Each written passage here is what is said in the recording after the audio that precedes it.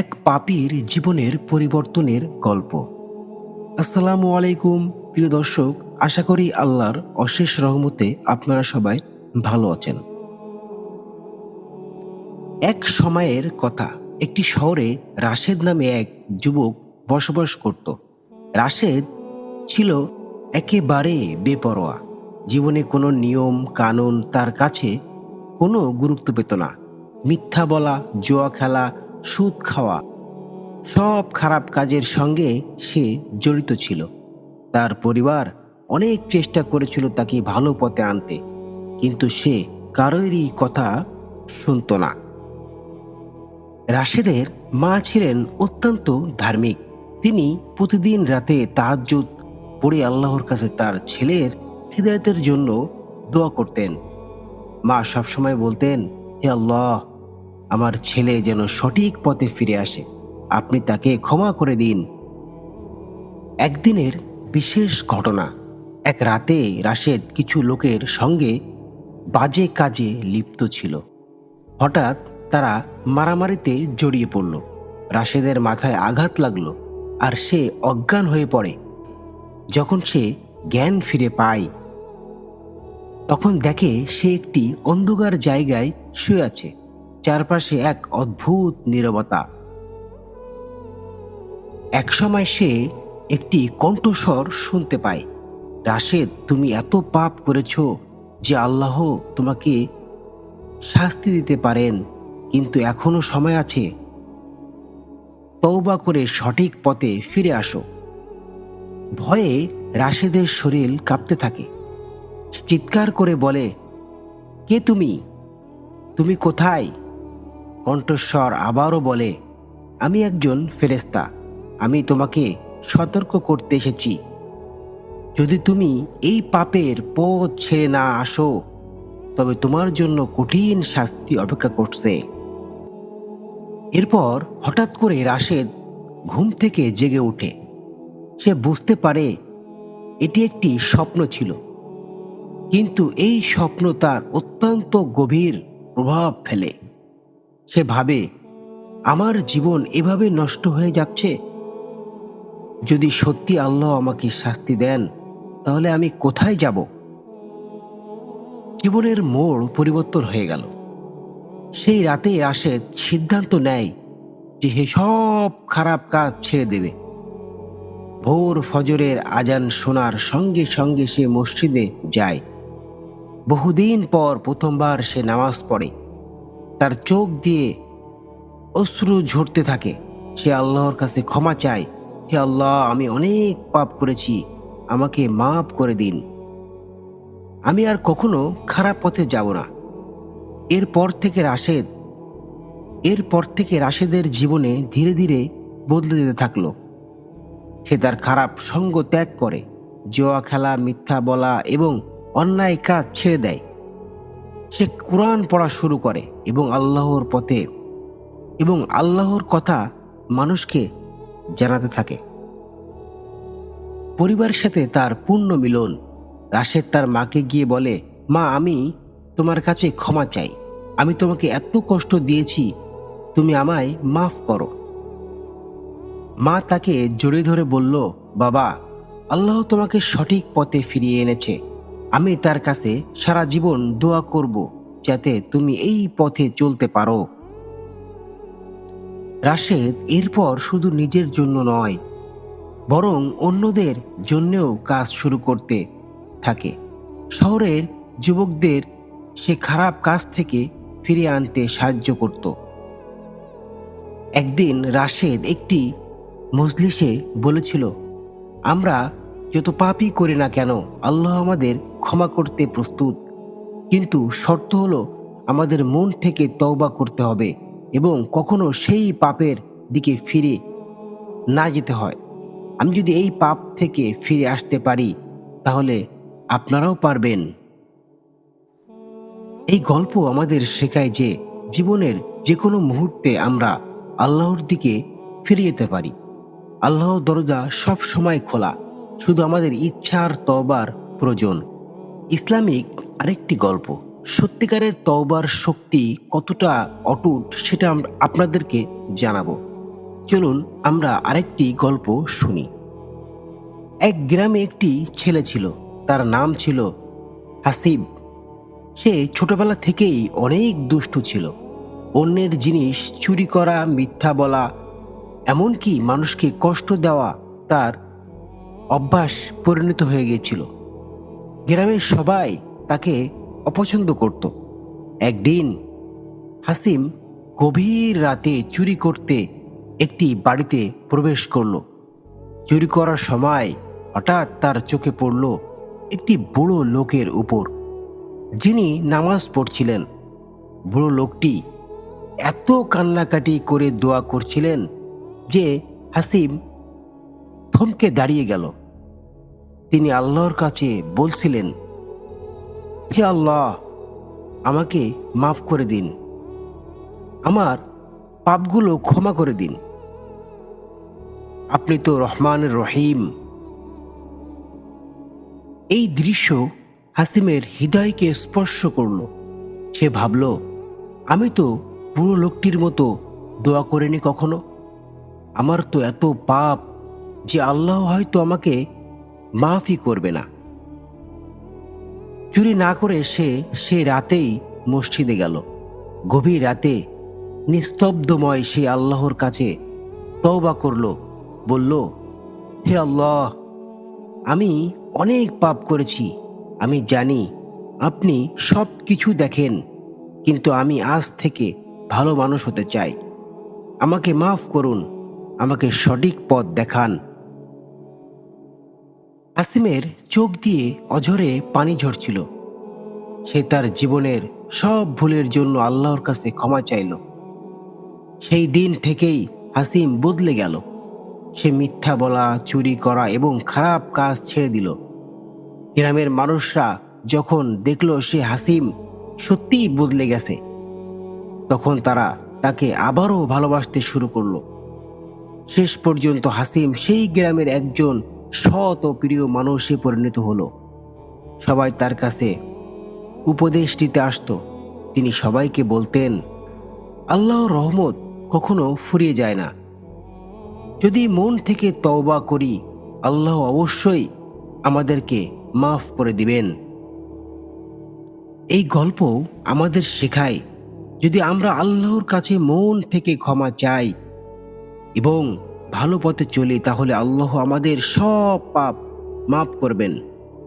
আল্লাহ সবসময় তার বান্দার তওবা কবুল করতে প্রস্তুত। তাই আসুন আমরা খারাপ কাজ থেকে বিরত থাকি।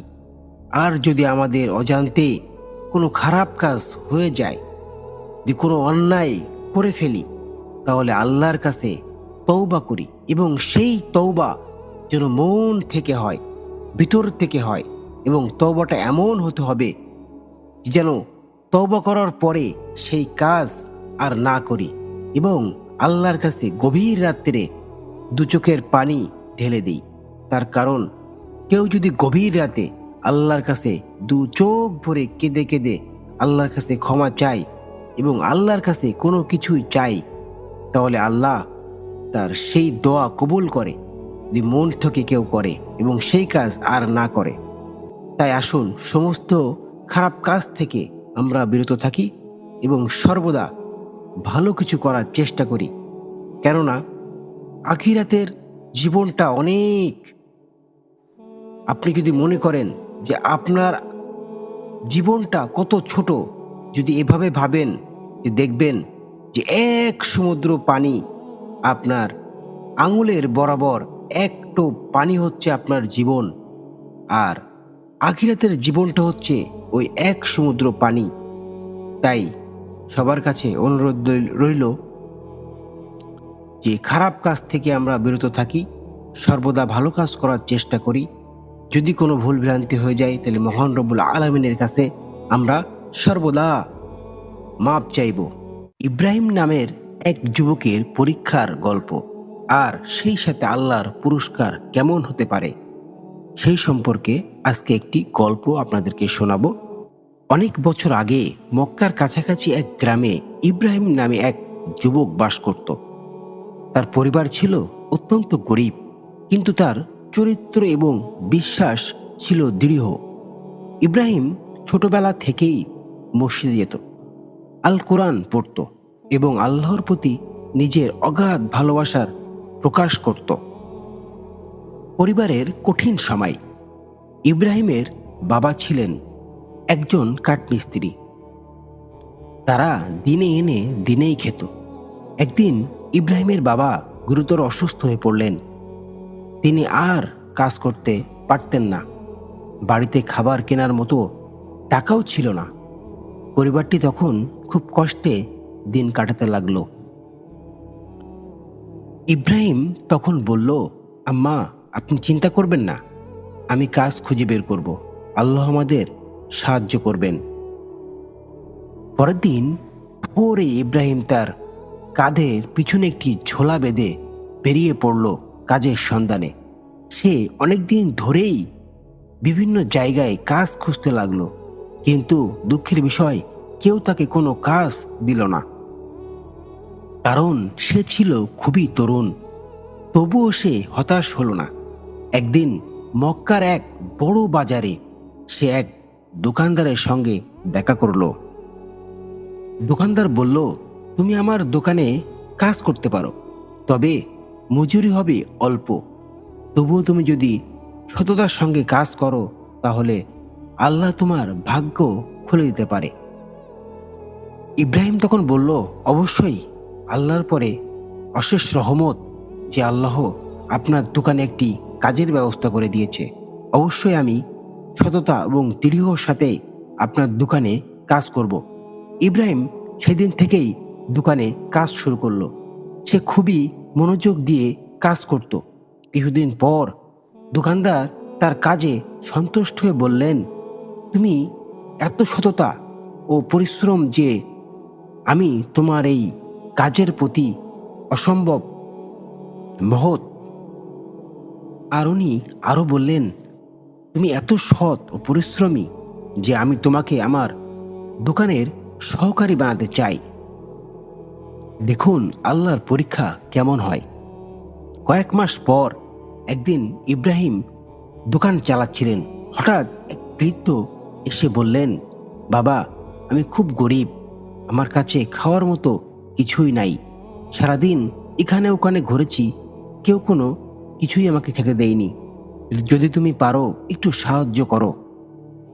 তখন ইব্রাহিম মনে মনে ভাবলেন এবং ওই বৃদ্ধকে দেখে বুঝতে পারলেন যে তিনি আসলেই খুব ক্ষুধার্ত এবং অসহায়। সে তার নিজের সঞ্চয় থেকে কিছু টাকা ও খাবার দিল। বৃদ্ধটি কেঁদে বলল, তুমি আল্লাহর পথে একজন সত্যিকারের দানশীল মানুষ। আমি তোমার জন্য মন খুলে দুহাত দিয়ে দোয়া করি, আল্লাহ যেন তোমার কাজের বরকত দান করে। ঠিক সেই সময় কিছুক্ষণ পরেই দোকানে এক দল চোর ঢুকে পড়ে। তারা সোনা রূপা কিছু জিনিস চুরি করে নিয়ে যায়। ইব্রাহিম খুব ভয় পেয়ে গেল এবং সে দোকানদারকে সব জানালো। দোকানদার তাকে বলল, তুমি চিন্তা করো না, আমি জানি তুমি সৎ। আল্লাহ আমাদের পরীক্ষা নিচ্ছেন, তিনি অবশ্যই এর সমাধান দেবেন।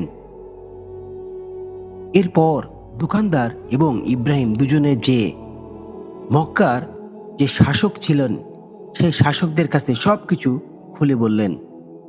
পরের দিন মক্কার শাসকেরা সেই চোরদেরকে ধরে নিয়ে এলো। চোরেরা চুরি করা জিনিসপত্রগুলো সব ফেরত দিল। শাসকরা বললেন, ইব্রাহিম, তুমি এমন সৎ কাজ করেছো যে আল্লাহর রহমতে সব কিছু আমরা ফিরে পেয়েছি। আচ্ছা ধরো, আমরা তোমার এই সততার জন্য তোমাকে কিছু পুরস্কৃত করতে চাই। ইব্রাহিম তখন শাসকদের কাছ থেকে কিছু জমি ও টাকা পেল এবং সেই টাকা দিয়ে সে তার পরিবারকে সাহায্য করল।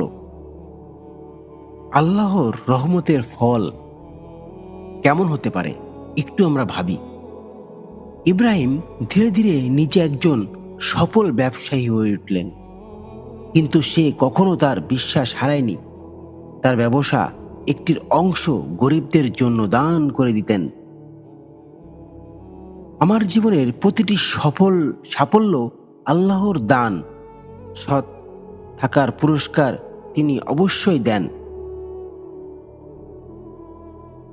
আল্লাহ সর্বশক্তিমান। আল্লাহ সবসময় ধৈর্যের পুরস্কৃত করেন এবং ধৈর্যশীলকে পছন্দ করেন। এই জন্য আমাদেরকে ধৈর্য হারালে চলবে না। সবসময় সর্বদা সৎ কাজে লিপ্ত থাকতে হবে এবং ধৈর্য ধারণ করতে হবে। এই গল্পটি আমাদেরকে শিক্ষা দেয়, 1 নাম্বার, আল্লাহ আমাদের কখনো ছেড়ে দেন না, শুধু ধৈর্য ধরতে হয়।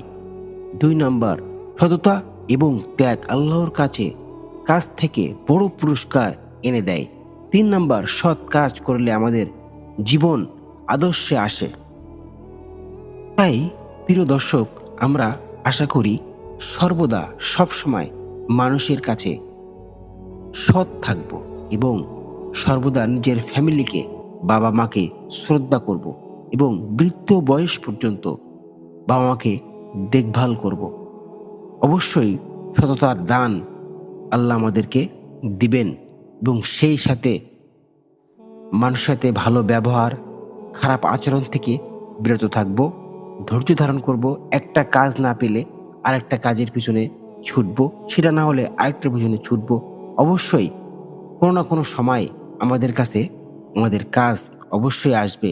তার কারণ রিজিকের মালিক একমাত্র মহান রব্বুল আলামিন। মহান রব্বুল আলামিন আমাদের জন্য যে রিজিক যিনি দিয়ে রেখেছেন সেটি অবশ্যই আমাদের কাছে পৌঁছায় যাবে। তো সে মৃত্যুর আগ পর্যন্ত একটা রিজিকের একটি দানা আমার রিজিকে থাকা অবস্থায় আমার মৃত্যু হবে না। অবশ্যই সেই রিজিক ফুরে যাবার পরে আমার মৃত্যু হবে। তাই আমরা রিজিকের পিছনে না ছুটে ধৈর্য ধারণ করি এবং নিজেকে সৎ রাখি এবং মানুষের সাথে সর্বদা ভালো ব্যবহার ও ভালো আচরণ করি এবং সমস্ত খারাপ কাজ থেকে বিরত থাকি। হযরত আদম আলাইহিস সালামকে মহান রব্বুল আলামিন কিভাবে সৃষ্টি করেছিলেন এবং পৃথিবীতে কি জন্য পাঠিয়েছিলেন সেই সম্পর্কে হাদিস কোরআন থেকে এই গল্পটি বর্ণনা করব। আদম আলাইহিস সালামের সৃষ্টি।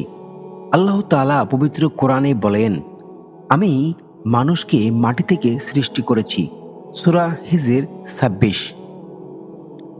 আল্লাহ ফেরেশতাদেরকে জানালেন তিনি পৃথিবীতে একজন প্রতিনিধি খলিফা সৃষ্টি করবেন। ফেরেশতারা প্রশ্ন করলেন, আপনি কি এমন একজনকে সৃষ্টি করবেন যে সেখানে অনর্থ করবে ও রক্তপাত ঘটাবে? অথচ আমরা আপনার প্রশংসা ও পবিত্রতা ঘোষণা করি। আল্লাহ বললেন, আমি যা জানি তা তোমরা জানো না। সূরা বাকারা 30। আল্লাহ মাটি দিয়ে আদম আলাইহিস সালামকে তৈরি করলেন এবং নিজের পক্ষ থেকে তার মধ্য রূহ ফুঁকে দিলেন। তখন আদম আলাইহিস সালাম জীবিত হয়ে উঠলেন। আল্লাহ তাআলা তাকে সব কিছু নাম শেখালেন। পরে ফেরেশতাদেরকে ডাকলেন। তাদের সামনে আদম আলাইহিস সালাম তার জ্ঞান প্রমাণ করলেন। আল্লাহ আদম আলাইহিস সালামকে সম্মান জানিয়ে ফেরেশতাদের সেজদা করতে বললেন। সবাই সেজদা করল, কিন্তু ইবলিস সেজদা করল না, অস্বীকার করল। ইবলিস বলল, আমি তার চেয়ে উত্তম। আপনি আমাকে আগুন থেকে সৃষ্টি করেছেন আর তাকে মাটি থেকে, কেন আমি আদমকে সেজদা করব? এ কারণে ইবলিসকে জান্নাত থেকে বের করে দেওয়া হলো এবং তাকে অভিশপ্ত ঘোষণা করা হলো। ইবলিস চ্যালেঞ্জ করলো সে আদম আলাইহিস সালাম এবং তার সন্তানদের পথভ্রষ্ট করার চেষ্টা করবে। জান্নাতে আদম আলাইহিস সালাম ও হাওয়া আলাইহিস সালাম, আল্লাহ আদম আলাইহিস সালামকে জান্নাতে রাখলেন এবং তার সঙ্গী হিসাবে হাওয়া আলাইহিস সালামকে সৃষ্টি করলেন। আল্লাহ আদম আলাইহিস সালাম ও হাওয়া আলাইহিস সালামকে বললেন, তোমরা জান্নাতের যা ইচ্ছা মন করে ঘুরে বেড়াও এবং বিভিন্ন ফল ফলাদি খেয়ে বেড়াও এবং যেখান থেকে ইচ্ছা খাও, কিন্তু এই কাজটির কাছে যেও না। তা না হলে তোমরা জালিমদের অন্তর্ভুক্ত হবে। সূরা বাকারা। ইবলিস আদম আলাইসাল্লাম ও হাওয়া আলাইসাল্লামকে প্রলোভিত করলেন। সে বলল, তোমাদের এই গাছের ফল খেতে নিষিদ্ধ করা হয়েছে, কারণ এটি খেলে তোমরা চিরস্থায়ী হয়ে যাবে অথবা ফেরেশতা হয়ে যাবে। আদম আলাইসাল্লাম ও হাওয়া আলাইসাল্লাম ইবলিসের কথায় প্রভাবিত হয়ে নিষিদ্ধ গাছের ফল খেলেন। এর ফলে তাদের লজ্জায় স্থান প্রকাশিত পেল এবং তারা জান্নাতের পাতা দিয়ে তা ঢাকার চেষ্টা করলেন। প্রার্থনা ও ক্ষমা কেমন ছিল? আল্লাহ তাদেরকে বললেন, আমি কি তোমাদের নিষেধ করিনি এই গাছের কাছে যেতে, এবং বলিনি শয়তান তোমাদের প্রকাশ্য শত্রু? তারা বললেন, হে আমাদের প্রতিপালক, আমরা নিজেরাই নিজেদের প্রতি জুলুম করেছি। যদি আপনি আমাদের ক্ষমা না করেন ও দয়া না করেন, তবে আমরা অবশ্যই ক্ষতিগ্রস্তের অন্তর্ভুক্ত হয়ে যাব। সূরা আরাফ 23। আল্লাহ তাদের ক্ষমা করলেন, কিন্তু পৃথিবীতে পাঠিয়ে দিলেন এবং বললেন, তোমরা সবাই এখানে নেমে যাও। তোমরা একে অপরের শত্রু হবে। পৃথিবীতে তোমাদের জন্য নির্ধারিত সময় পর্যন্ত বসবাস ও জীবিকা থাকবে। সূরা বাকারা 36। পৃথিবীর জীবন শুরু। আদম আলাইসাল্লাম পৃথিবীতে এসে নিজের জীবিকা নির্বাহের জন্য কাজ শুরু করলেন। তিনি ছিলেন মানবজাতির প্রথম নবী। তিনি তার সন্তানদের এক আল্লাহর ইবাদত করার শিক্ষা দিয়েছেন। গুরুত্বপূর্ণ শিক্ষা। আদম আলাইসাল্লামের জীবনের গল্প থেকে আমরা শিখি, 1 নাম্বার, মানুষ ভুল করতেই পারে, কিন্তু আল্লাহর কাছে ক্ষমা চাইলে তিনি ক্ষমা করেন। 2 নাম্বার, শয়তান মানুষের প্রকাশ্যের শত্রু, তাই তারা প্রলোভনে পড়া যাবে না।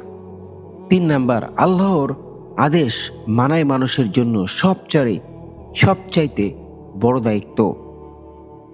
আল্লাহ তাআলা আদম আলাইসাল্লাম ও হাওয়া আলাইসাল্লামকে পৃথিবীতে প্রেরণ করার পর তাদের উপর মানব জাতির শুরু করার দায়িত্ব অপন্ন করেন।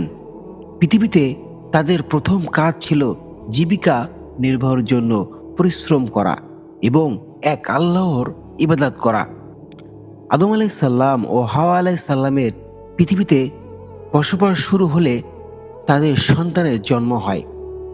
কোরআন ও হাদিসে বর্ণিত আছে, তাদের প্রথম সন্তান ছিলেন কাবিল এবং তার পরবর্তী সন্তান ছিলেন হাবিল।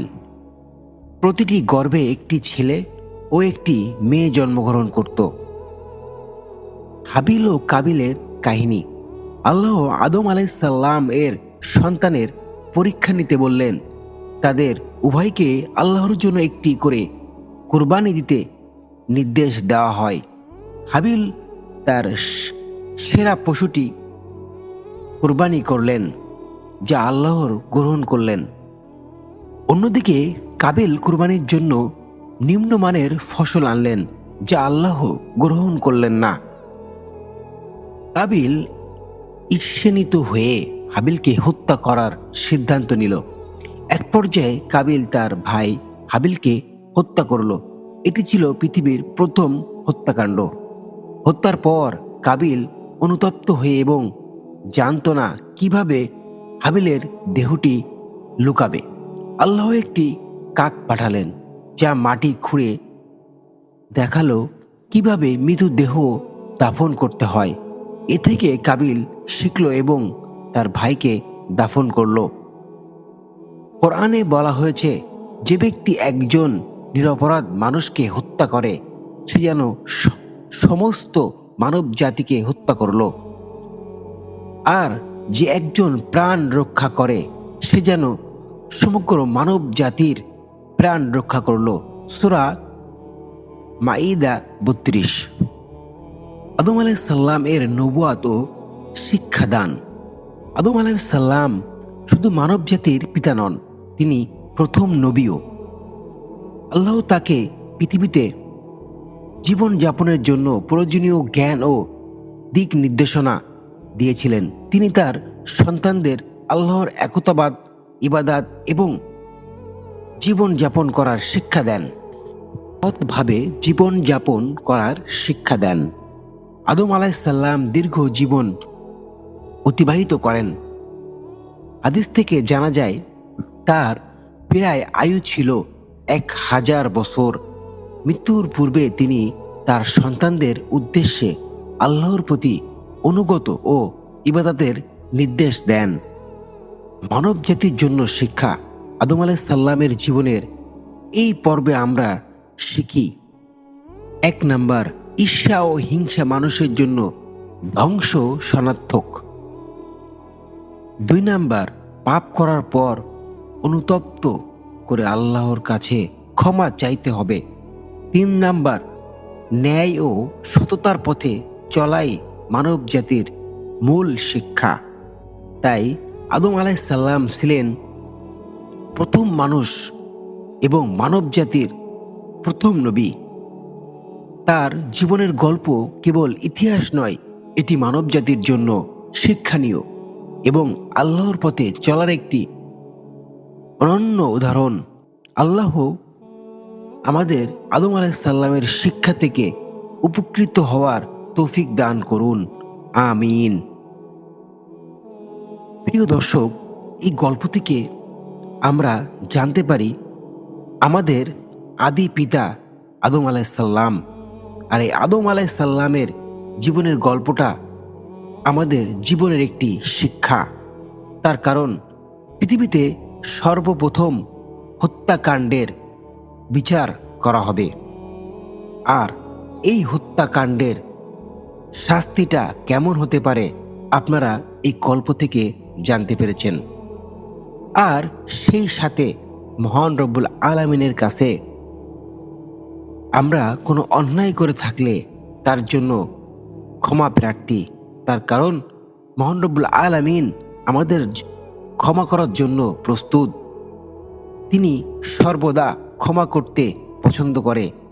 তাই আমাদের সর্বপ্রথমে কোনো অন্যায় করা হয়ে গেলে তার জন্য মন থেকে অনুতপ্ত হয়ে মহান রব্বুল আলামিনের কাছে ক্ষমা প্রার্থনা করা এবং প্রত্যেকটা বিষয়ে সত্যতা, সততা এবং মানসিকতা ভালো রেখে কাজ করা।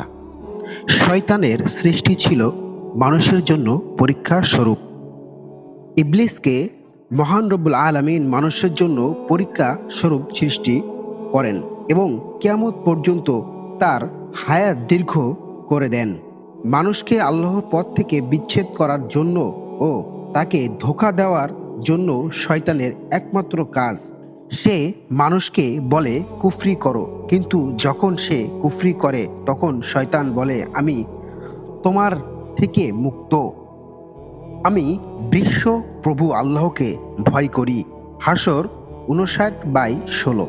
অন্যদিকে যুগে যুগে নবী রসুলগণের কাছে আল্লাহ রাব্বুল আলামিন কিতাব পাঠিয়েছেন মানুষকে সত্য পথ প্রদর্শন ব্যবস্থা অব্যাহত রাখার জন্যে। বাকারা 2/213। আদম থেকে শুরু করে শেষ নবী মুহাম্মদ সাল্লাল্লাহু আলাইহি সাল্লাম পর্যন্ত 1,24,000 পয়গম্বর দুনিয়াতে এসেছে এবং বর্তমানে সর্বশেষ ইলাহি গ্রন্থ পবিত্র কোরআন ধারক ও বাহক মুসলিম ওলামায়ে একরাম শেষ নবীর ওয়ারিস হিসাবে তিরমিজি, আহমদ, আবু দাউদ ও মিসকাত 12। আল্লাহর প্রেরিত ওহির বিধান সমূহ বিশ্বব্যাপী পৌঁছে দেওয়ার দায়িত্ব পালন করে যাচ্ছেন। মায়েদা 5/67।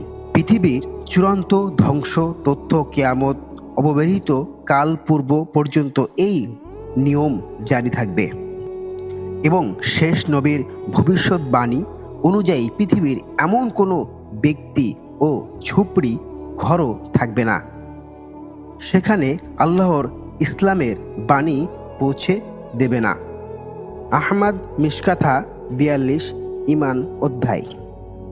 অবশেষে পৃথিবীতে যখন আল্লাহ বলার মতো কোনো লোক থাকবে না, অর্থ পৃথক তাওহীদের অনুসারী কোনো মুমিন বাকি থাকবে না, তখন আল্লাহর হুকুমে প্রলয় ঘনিত হবে এবং কিয়ামত সংশ্লিষ্ট হবে। মুসলিম মিসকাত 5516। মানুষের দেহগুলি সব মৃত্যুর পর মাটিতে মিশে যাবে, কিন্তু রূহগুলো ভালো বা মন্দ আমল অনুযায়ী ইল্লিন অথবা সিজ্জিন অবস্থান করবে। কিয়ামতের পরপরই আল্লাহর হুকুমে স্ব দেহ পুণ্য প্রবেশ করবে এবং চূড়ান্ত হিসাব নিকাশের জন্য সকল মানুষ শরীরের সৃষ্টিকর্তা আল্লাহর দরবারে নীতি হবে। মানুষের ঠিকানা তিনটি হবে। এক, দারুদ দুনিয়া, অর্থ যেখানে আমরা এখন বসবাস করছি। দুই, দারুল বরজক, অর্থ মৃত্যুর পর কবরের জগৎ। আর তিন হলো দারুল কাব্বার, অর্থ কিয়ামতের দিন শেষ বিচার, শেষ জান্নাত বা জাহান্নামের চিরস্থায়ী ঠিকানা। অতএব পৃথিবী হলো মানুষের জন্য সাময়িক পরীক্ষা ঘর মাত্র। জান্নাত থেকে নেমে আসা মানুষ এই পৃথিবীর স্থলে পরীক্ষা শেষে সুন্দর ফল লাভে পুনরায় জান্নাতে ফিরে যাবে, অথবা ব্যর্থ কর্ম হয়ে জাহান্নামে নিক্ষেপ হবে। অতঃপর সেখানেই হবে তাদের সর্বশেষ যাত্রা বিরতি এবং সেটাই হবে তাদের চূড়ান্ত ও চিরস্থায়ী ঠিকানা। আল্লাহ পাক বলেন, মাটি থেকে আমি তোমাদের সৃষ্টি করেছি, ওই মাটিতেই তোমাদের ফিরিয়ে নেব। অতঃপর ওই মাটি থেকেই আমি তোমাদেরকে পুনরায় বের করে আনব। তহা 20/55। অতঃপর বিচার শেষে কাফেরদেরকে হাঁকিয়ে নেওয়া হবে জাহান্নামের দিকে এবং মুক্তাদিদের নেওয়া হবে জান্নাতের। এভাবেই সেদিন জালেম তার প্রাপ্য শাস্তি ভোগ করবে এবং মজলুম তার যথাযথ প্রতিদান পেয়ে ধন্য হবে। সেদিন কারোর প্রতি কোনো রূপ অবিচার করা হবে না। বাকারা 2/281। উল্লেখ্য যে হযরত আদম আলাইহিসসালামের সম্পর্কে পবিত্র কোরআনে 10টি সূরা ও 50টি আয়াত বর্ণিত হয়েছে। প্রিয় দর্শক, এভাবেই শয়তানকে মহান আল্লাহ রাব্বুল আলামিন সৃষ্টি করেছে মানুষের ধোঁকা দেওয়ার জন্য এবং মানুষের পরীক্ষা স্বরূপ তাদেরকে তৈরি করেছেন।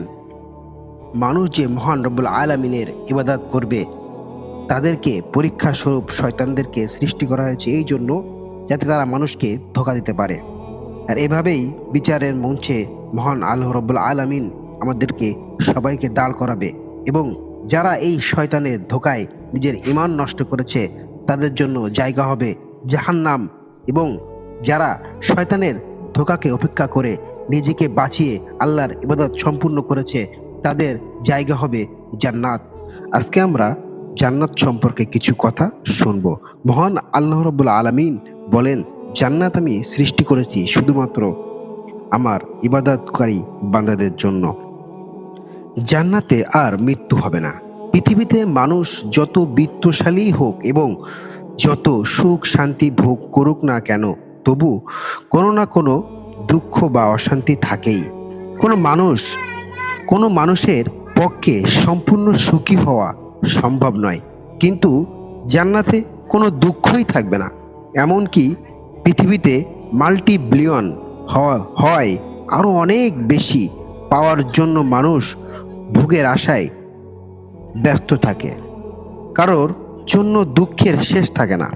পক্ষান্তরে জান্নাতীগণ, যাকে সবচেয়ে ছোট জান্নাত দেওয়া হবে, তারাও কোনো অনুতপ্ত বা দুঃখ থাকবে না। আল্লাহ নিজেই এ ব্যাপারে সাক্ষ্য দিচ্ছেন। আর সেখানে কখনো কোনো দুঃখ কষ্ট সম্মুখীন হবে না এবং কোনোদিন সেখান থেকে তাদের বের করে দেওয়া হবে না। সূরা হিজর 48।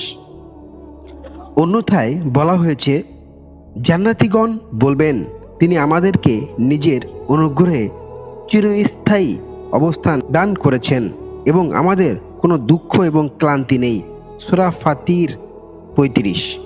নবী করিম সাল্লাল্লাহু আলাইহি ওয়াসাল্লাম বলেন, যারা জান্নাতে যাবে তারা সর্বদা সচ্ছল অবস্থায় থাকবে, দরিদ্রতা ও অনাহার কষ্ট পাবে না, তাদের পোশাক পুরাতন হবে না এবং তারা যৌবন কোনো দিনও শেষ হবে না। মুসলিম 2836। জান্নাতের অশ্লীল কথা শোনা যাবে না। পৃথিবীতে যত ঝগড়া, ফাসাদ, স্বার্থপরতা, অহংকার ও হিংসার কারণ সংগঠিত হয়ে থাকে, জান্নাতে স্বার্থপরতা, অহংকার, হিংসা ইত্যাদি থাকবে না। তাই সেখানে গীবত, পরনিন্দা, পরিচর্চা, ঝগড়া, বিবাদ, অশ্লীল কথাবার্তা ইত্যাদি থাকবে না। সেখানে শুধু সৌন্দর্যপূর্ণ পরিবেশ বিরাজমান থাকবে।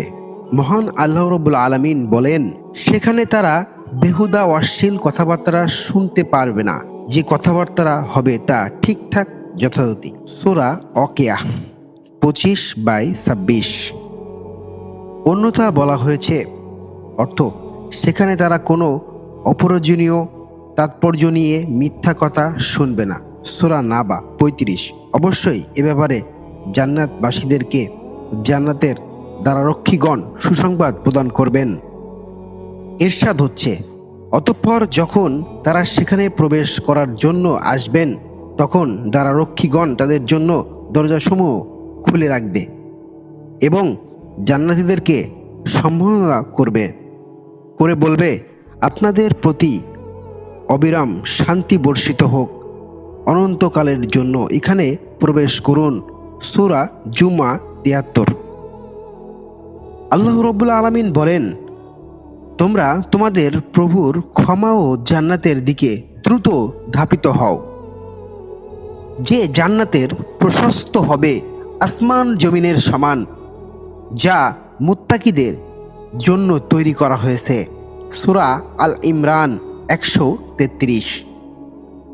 আল্লাহ তাআলা আরও বলেন, স্থায়ী জান্নাত, তাতে তারা প্রবেশ করবে এবং তাদের পিতা মাতা, প্রতিপন্থী ও সন্তান সন্ততিদের মধ্যে যারা সৎ কাজ করেছে তারাও।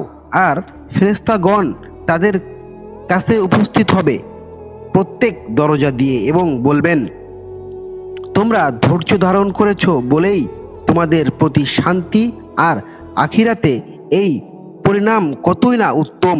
সূরা আর রাত 23/24। আল্লাহ সুবহানাহু ওয়া তাআলা আরও বলবেন, মুত্তাকিদের জন্য রয়েছে উত্তম আবাস, চিরস্থায়ী জান্নাত, যার দরজাসমূহ তাদের জন্য উন্মুক্ত।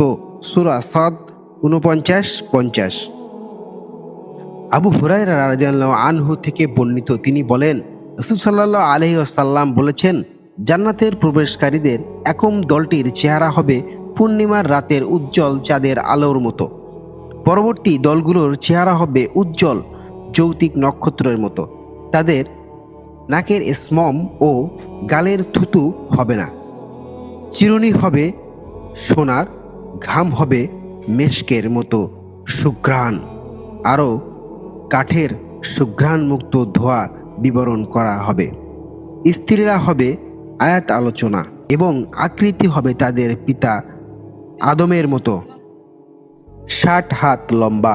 বুখারী 62-27 ও মুসলিম 28-41। জান্নাতের মর্যাদা কেমন হবে? মুগিরা ইবনে শুবা রাদিয়াল্লাহু আনহু থেকে বর্ণিত, রাসূল সাল্লাল্লাহু আলাইহি ওয়াসাল্লাম বলেন, একবার মুসা আলাইহিস সালাম তার প্রতিপালককে জিজ্ঞাসা করেছিলেন, জান্নাতের সবচাইতে নিম্ন স্তরের লোকটি কে হবে? মহান আল্লাহ রাব্বুল আলামিন বলেন, সে হলো এমন এক ব্যক্তি যে জান্নাতবাসীদেরকে জান্নাতের প্রবেশ করানোর পর আসবে। তাকে বলা হবে, জান্নাতে প্রবেশ করো। সে বলবে, হে প্রতিপালক, তা কিরূপ হবে? জান্নাতীগণ তো নিজ নিজ আবাসের অধিকারী হয়ে গেছেন, তারা তাদের প্রাপ্য নিয়েছেন। তাকে বলা হবে, পৃথিবীর কোনো সম্রাটের সাম্রাজ্য সমপরিমাণ সম্পদ নিয়ে কি তুমি সন্তুষ্ট হবে? সে বলবে, হে প্রভু, আমি এতে খুশি। মহান আল্লাহ রাব্বুল আলামিন বলবেন, তোমাদের উক্ত পরিমাণ সম্পদ দেওয়া হলো, সাথে দেওয়া হলো আরও পরিমাণ, আরও পরিমাণ, আরও সমপরিমাণ, আরও সমপরিমাণ, আরও সমপরিমাণ। পঞ্চমবারের সে বলে উঠবে, আমি পরিতৃপ্ত, হে আমার রব। আল্লাহ রাব্বুল আলামিন বলবেন, আরও 10 গুণ দেওয়া হলো, এসব তোমার জন্য। তাছাড়া তোমার জন্য রয়েছে এমন জিনিস যার দ্বারা মন তৃপ্তি হয়ে চোখ জুড়িয়ে যাবে। লোকটি বলল, হে আমার প্রভু, আমি পরিতৃপ্ত। মুসা আলাইহিস সালাম বললেন, হে আমার রব, তাদের মধ্যে সর্বোচ্চ কে? আল্লাহ তাআলা বলবেন, এরা তারাই যাদের মর্যাদা আমি নিজ হাতে সুপ্রতিষ্ঠিত করেছি এবং তার উপর মোহর করে দিয়েছি। এমন জিনিস তাদের জন্য রেখেছি যা কোনো চক্ষু কখনোই দেখেনি, কোনো কান কখনোই শুনেনি এবং কারো অন্তরে কখনোই কল্পনাও উদাও হয়নি। প্রিয় দর্শক, মহান রব্বুল আলামিন আমাদের জন্য যে জান্নাত সৃষ্টি করেছেন, সেই জান্নাত পেতে হলে অবশ্যই আমাদেরকে আল্লাহর হুকুম মানতে হবে এবং সর্বদা ভালো কাজ, ভালো ব্যবহার এগুলো মানুষের সাথে করতে হবে এবং আল্লাহ নিয়ামতকে আমাদেরকে স্বীকার করতে হবে। আল্লাহু আকবার। আল্লাহ আমাদের সবাইকে হৃদায়ত দান করুন এবং সেই সাথে আল্লাহর জান্নাত দান করুন, আমিন। ইবনে তাবরানী ও ইমাম আহমদ একটি ঘটনা বর্ণনা করছেন। রাসূল সাল্লাল্লাহু আলাইহি ওয়াসাল্লামের যুগে আলকাম নামের মদিনায় এক যুবক বাস করত। সে নামাজ, রোজা ও সাদকার মাধ্যমে আল্লাহ তাআলার ইবাদতে বন্দিগি থাকত। একবার সে কঠিন রোগে আক্রান্ত হলো। তার স্ত্রী রাসূল সাল্লাল্লাহু আলাইহি সাল্লামের কাছে খবর পাঠালেন যে আমার স্বামী আলকামা মুমূর্ষু অবস্থায় আছে। হে রাসূলুল্লাহ, আমি আপনাকে তার অবস্থা জানানো জরুরি মনে করছি। রাসূল সাল্লাল্লাহু আলাইহি ওয়াসাল্লাম ততক্ষণ হযরত আম্মার, সুয়াইব ও বিলাল রাদিয়াল্লাহু আনহুকে তার কাছে পাঠালেন। তাদেরকে বলে দিলেন যে তোমরা তার কাছে গিয়ে তাকে কালেমা শাহাদাত পড়াও। তারা গিয়ে দেখলেন আলকামা মুমূর্ষু অবস্থায় রয়েছে। তারা তাকে লা ইলাহা ইল্লাল্লাহ পড়ানোর চেষ্টা করতে লাগলেন, কিন্তু সে কোনো মতেই কালেমা উচ্চারণ করতে পারছে না। তখন রাসূল সাল্লাল্লাহু আলাইহি সাল্লামের কাছে একজন ব্যক্তিকে দিয়ে খবর পাঠানো হলো, আলকামার মুখ দিয়ে কালেমা উচ্চারিত হচ্ছে না। যে ব্যক্তি এই সংবাদ নিয়ে গিয়েছিলেন তার কাছে রাসূল সাল্লাল্লাহু আলাইহি সাল্লাম জিজ্ঞাসা করলেন, আলকামার পিতামাতার মধ্যে কেউ কি জীবিত আছে? সে বলল, হ্যাঁ রাসূলুল্লাহ, তার কেবল বৃদ্ধ মা বেঁচে আছে। রাসূল সাল্লাল্লাহু আলাইহি সাল্লাম ততক্ষণ তাকে আলকামার মায়ের কাছে পাঠালেন এবং তাকে বললেন, তাকে গিয়ে তুমি বলবে যে তুমি যদি রাসূল সাল্লাল্লাহু আলাইহি সাল্লামের কাছে যেতে পারো তবে চলো, না হয়তো অপেক্ষা করো, তিনি তোমার সাথে সাক্ষাৎ করতে আসছেন। তখন আলকামার মা বললেন, দ্রুত রাসূল সাল্লাল্লাহু আলাইহি সাল্লামের কাছে আমাকে নিয়ে চলো, আমি উনার কাছে যাব। তখন লোকটি বুড়ি মাকে বললেন, আপনি কিভাবে যাবেন? তখন আলকামার মা বললেন, রাসূল সাল্লাল্লাহু আলাইহি সাল্লামের জন্য আমার জীবন উৎসর্গ হোক, তার কাছে বরং আমিই যাব। বৃদ্ধ লাঠি ভর দিয়ে রাসূল সাল্লাল্লাহু আলাইহি সাল্লামের কাছে এসে সালাম করলেন। রাসূল সাল্লাল্লাহু আলাইহি সাল্লাম সালামের জবাব দিয়ে বললেন, ওহে আলকামার মা, আপনাকে আমি একটি সত্য কথা বলবো। ওহে আলকামার মা, আমাকে আপনি সত্য কথা বলবেন, আর যদি মিথ্যা বলেন তবে আল্লাহর কাছ থেকে আমার কাছে ওহী আসবে। বলুন তো, আপনার ছেলে আলকামার স্বভাব চরিত্র কেমন ছিল? বৃদ্ধ বললেন, হে আল্লাহ রসুল, সে প্রচুর পরিমাণে নামাজ, রোজা ও সাদকা আদায় করত। রাসূল সাল্লাল্লাহু আলাইহি সাল্লাম বললেন, তার প্রতি আপনার মনোভাব কি? বৃদ্ধ বললেন, হে আল্লাহ রসুল, আমি তার প্রতি অসন্তুষ্ট। রাসূল সাল্লাল্লাহু আলাইহি সাল্লাম বললেন, কেন? বৃদ্ধা বললেন, সে তার স্ত্রী আমার উপর অগ্রাধিকার দিত এবং আমার আদেশ অমান্য করত। রাসূল সাল্লাল্লাহু আলাইহি সাল্লাম বললেন, আলকামার মায়ের অসন্তুষ্টির কারণেই আলকামার জিহ্বা দিয়ে কালেমা বের হচ্ছে না। তারপর রাসূল সাল্লাল্লাহু আলাইহি সাল্লাম বলেন, হে বেলাল, যাও আমার জন্য প্রচুর পরিমাণে কাঠ জোগাড় করে নিয়ে আসো। বৃদ্ধা বললেন, হে আল্লাহ রসুল, কাঠ দিয়ে কি করবেন? রাসূল সাল্লাল্লাহু আলাইহি সাল্লাম বললেন, আমি ওকে আপনার সামনেই আগুন দিয়ে পুড়িয়ে দেব। বৃদ্ধা বললেন, কাকে পোড়াবা? রাসূল সাল্লাল্লাহু আলাইহি সাল্লাম বললেন, আমি আলকামাকে কাঠ দিয়ে পুড়িয়ে দেব। বৃদ্ধা বললেন, হে আল্লাহ রসুল, আমার সামনে আমার ছেলেকে আগুন দিয়ে পোড়াবেন, তা আমি সহ্য করতে পারবো না। রাসূল সাল্লাল্লাহু আলাইহি সাল্লাম বললেন, ওহে আলকামার মা, আল্লাহর আযাব এর চেয়েও কঠোর এবং দীর্ঘস্থায়ী। এখন আপনি যদি চান যে আল্লাহ আপনার ছেলেকে মাফ করে দিক, তাহলে তাকে আপনি মাফ করে দেন এবং তার উপর সন্তুষ্ট হয়ে যান।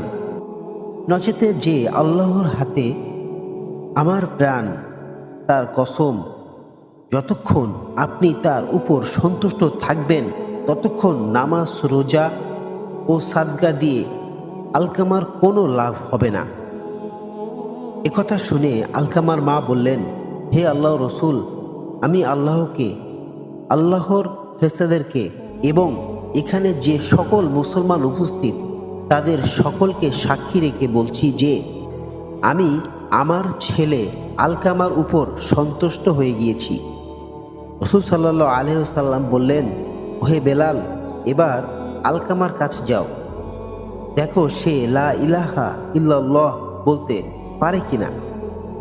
কেননা আমার মনে হয় আলকামার মা আমার কাছে কোনো লজ্জা না রেখে যথাযথ কথাই বলেছে। হযরত বেলাল রাদিয়াল্লাহু আনহু ততক্ষণ গেলেন। শুনতে পেলেন ঘরের ভেতর থেকে আলকামা উচ্চ স্বরে উচ্চারণ করছে লা ইলাহা ইল্লাল্লাহ। অতঃপর বেলাল গৃহে প্রবেশ করে উপস্থিত জনতাকে বললেন, শুনে রাখো, আলকামার মা অসন্তুষ্ট থাকার কারণে সে প্রথম কালেমা উচ্চারণ করতে পারেনি। পরে তিনি সন্তুষ্ট হয়ে যাওয়ায় তার জিহ্বা কালেমা উচ্চারণ করতে পেরেছে। অতঃপর আলকামার সেই দিনের মারা যাওয়া এবং রাসূল সাল্লাল্লাহু আলাইহি সাল্লামের নিজের উপস্থিত হয়ে তার গোসল ও কাফনের নির্দেশ দেন। জানাজার নামাজ পড়ার এবং দাফন শরীফ হন। অতঃপর তার কবরে দাঁড়িয়ে রাসূল সাল্লাল্লাহু আলাইহি সাল্লাম বলেন, হে আনসার ও মুয়াজ্জিনগণ, যে ব্যক্তি মায়ের উপর স্ত্রীকে অগ্রাধিকার দেয় তার উপর আল্লাহ, ফেরেশতাগণ ও সকল মানুষ অভিশপ্ত। আল্লাহ তার পক্ষ কোনো সুপারিশ কবুল করবেন না। কেবল তওবা করে মায়ের প্রতি সৎ ব্যবহার করে তাকে সন্তুষ্ট করলেই নিস্তার পাওয়া যাবে। মনে রাখবে, মায়ের সন্তুষ্টিতেই আল্লাহর সন্তুষ্ট এবং মায়ের অসন্তুষ্টতেই আল্লাহর অসন্তুষ্ট। এই জন্য আমাদের সবাইকে উচিত মা বাবার সাথে সৎ ব্যবহার এবং ভালো ব্যবহার করা। নবীজির মৃত্যুর সময় জিবরাইল আলাইহিস সালাম আসলেন। এসে নবীজিকে সালাম দিলেন আর বললেন, হে আল্লাহ রসুল, আল্লাহ আপনাকে সালাম দিয়েছেন আর জানতে চেয়েছেন আপনি কেমন আছেন। আল্লাহ সব জানেন, তারপরেও আপনি কেমন আছেন সেটা আপনার মুখ থেকে জানতে চেয়েছেন। নবীজি সাল্লাল্লাহু আলাইহি ওয়াসাল্লাম বললেন, আমি বড়ই কষ্টের ভিতরে আছি, অসুস্থ অবস্থায় আছি। তখন জিবরাইল আলাইহিস সালাম বললেন, ইয়া রাসূলুল্লাহ সাল্লাল্লাহু আলাইহি ওয়াসাল্লাম, আমার সাথে আজ একজন নতুন ফেরেশতা এসেছে, যে ফেরেশতা কোনো মানুষের কাছে আসার জন্য কোনোদিন অনুমতি চায় নাই আর কোনোদিন অনুমতি চাইবেও না। শুধু আপনার অনুমতি চাই আপনার কাছে আসার জন্য। আর সেই ফেরেশতার নাম মালাকুল মউত। মালাকুল মউত রাসূলুল্লাহ সাল্লাল্লাহু আলাইহি সাল্লামের অনুমতি নিয়ে রাসূলুল্লাহ সাল্লাল্লাহু আলাইহি সাল্লামের জান মোবারকের কাছে এসে সালাম দিলেন। বললেন, ইয়া রাসূলুল্লাহ সাল্লাল্লাহু আলাইহি ওয়াসাল্লাম, আমি আদম রাদিয়াল্লাহু আনহু থেকে শুরু করে এই পর্যন্ত যত মানুষের জান কবজ করেছি আর কিয়ামত পর্যন্ত যত মানুষের জান কবজ করব, কারোর কাছে অনুমতি চাইনি, আর চাওয়ার আমার লাগবেও না। কিন্তু আজকে আসার সময় আল্লাহ বললেন, আমি যেন আপনার অনুমতি চাই। নবীজি বললেন, মালাকুল মউত, আমি যদি অনুমতি না দেই? মালাকুল মউত বললেন, ইয়া রাসূলুল্লাহ, আল্লাহ বলেছেন যদি অনুমতি না পাও ফিরে এসো। আল্লাহু আকবার। ইসলামের দ্বিতীয় খলিফা হযরত ওমর রাদিয়াল্লাহু আনহুর শাসন আমলে তখন প্যারিসের এক প্রদেশের শাসক ছিল হরমুজান নামের এক অত্যাচারী রাজা। মুসলমানদের সঙ্গে তার প্রায় লড়াই হতো। লড়াইয়ে পরাজিত হলে তিনি বিভিন্ন শর্ত সন্ধি করতেন এবং নিজের রাজ্যে ফিরে যেতেন। পরে আবার সুযোগ পেলেই মুসলমানদের ক্ষতি সাধন করতেন। তার এমন অনৈতিক নীতির ফলে খলিফা হযরত ওমর রাদিয়াল্লাহু আনহু আদেশ দিলেন হরমুজানকে বন্দি করে তার দরবারে হাজির করতে। ইতিমধ্যে এক যুদ্ধে হরমুজান মুসলমানদের হাতে বন্দী হয়। খলিফার হুকুম মতে তাকে বন্দী অবস্থায় খলিফার দরবারে হাজির করা হয়। তখন খলিফা হযরত ওমর রাদিয়াল্লাহু আনহু তাকে লক্ষ্য করে বললেন, আপনি আমাদের সঙ্গে বারবার বিশ্বাসঘাতকতা করছেন। আপনার এই বিশ্বাসঘাতকতার কারণে আমাদের বারবার যুদ্ধ বিদ্রোহ জড়িয়ে পড়তে হচ্ছে। ফলে অসংখ্য মুসলিম সৈনিক অযথা প্রাণ দিতে হচ্ছে, তাদের অর্থ সম্পদ নষ্ট হচ্ছে।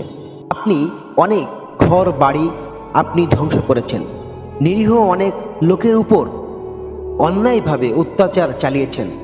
আপনাকে আর সুযোগ দেওয়া যায় না। আপনার একমাত্র শাস্তি হলো মৃত্যুদণ্ড। মৃত্যুদণ্ড কার্যকর করার পূর্বে আপনার কোনো কথা থাকলে বলতে পারেন। হরমুজান ছিল খুব সূক্ষ্ম কূট বুদ্ধি সম্পন্ন একজন মানুষ। সুযোগ পেয়ে তিনি ফন্দি আটলেন। তিনি বললেন, মহানুভব খলিফাতুল মুমিনিন, আমার প্রচুর পিপাসা পেয়েছে, দয়া করে আমাকে একটু পানি পান করতে দিন। খলিফার নির্দেশে তাকে পানি পান করতে দেওয়া হলো। সুযুতর হরমুজান পাত্রে হাত দিয়ে তা পান না করে ভীতু ভাব নিয়ে ডানে বামে তাকাতে লাগলেন। তাকে জিজ্ঞাসা করা হলো, কি হলো, আপনি পানি পান করছেন না কেন? প্রশ্ন শুনেই হরমুজান জবাব দিল, আমিরুল মুমিনিন, আমার ভয় হচ্ছে যে পানিটুকু পান করার আগেই আপনার লোকজন আমাকে হত্যা করবে। তার কথার প্রতিপক্ষে ওমর রাদিয়াল্লাহু আনহু বললেন, আপনি নির্ভয়ে পানি পান করুন। হাতের পানি পান করার পূর্বে আপনাকে হত্যা করা হবে না, এ ব্যাপারে আপনাকে আমি নিশ্চয়তা দিলাম।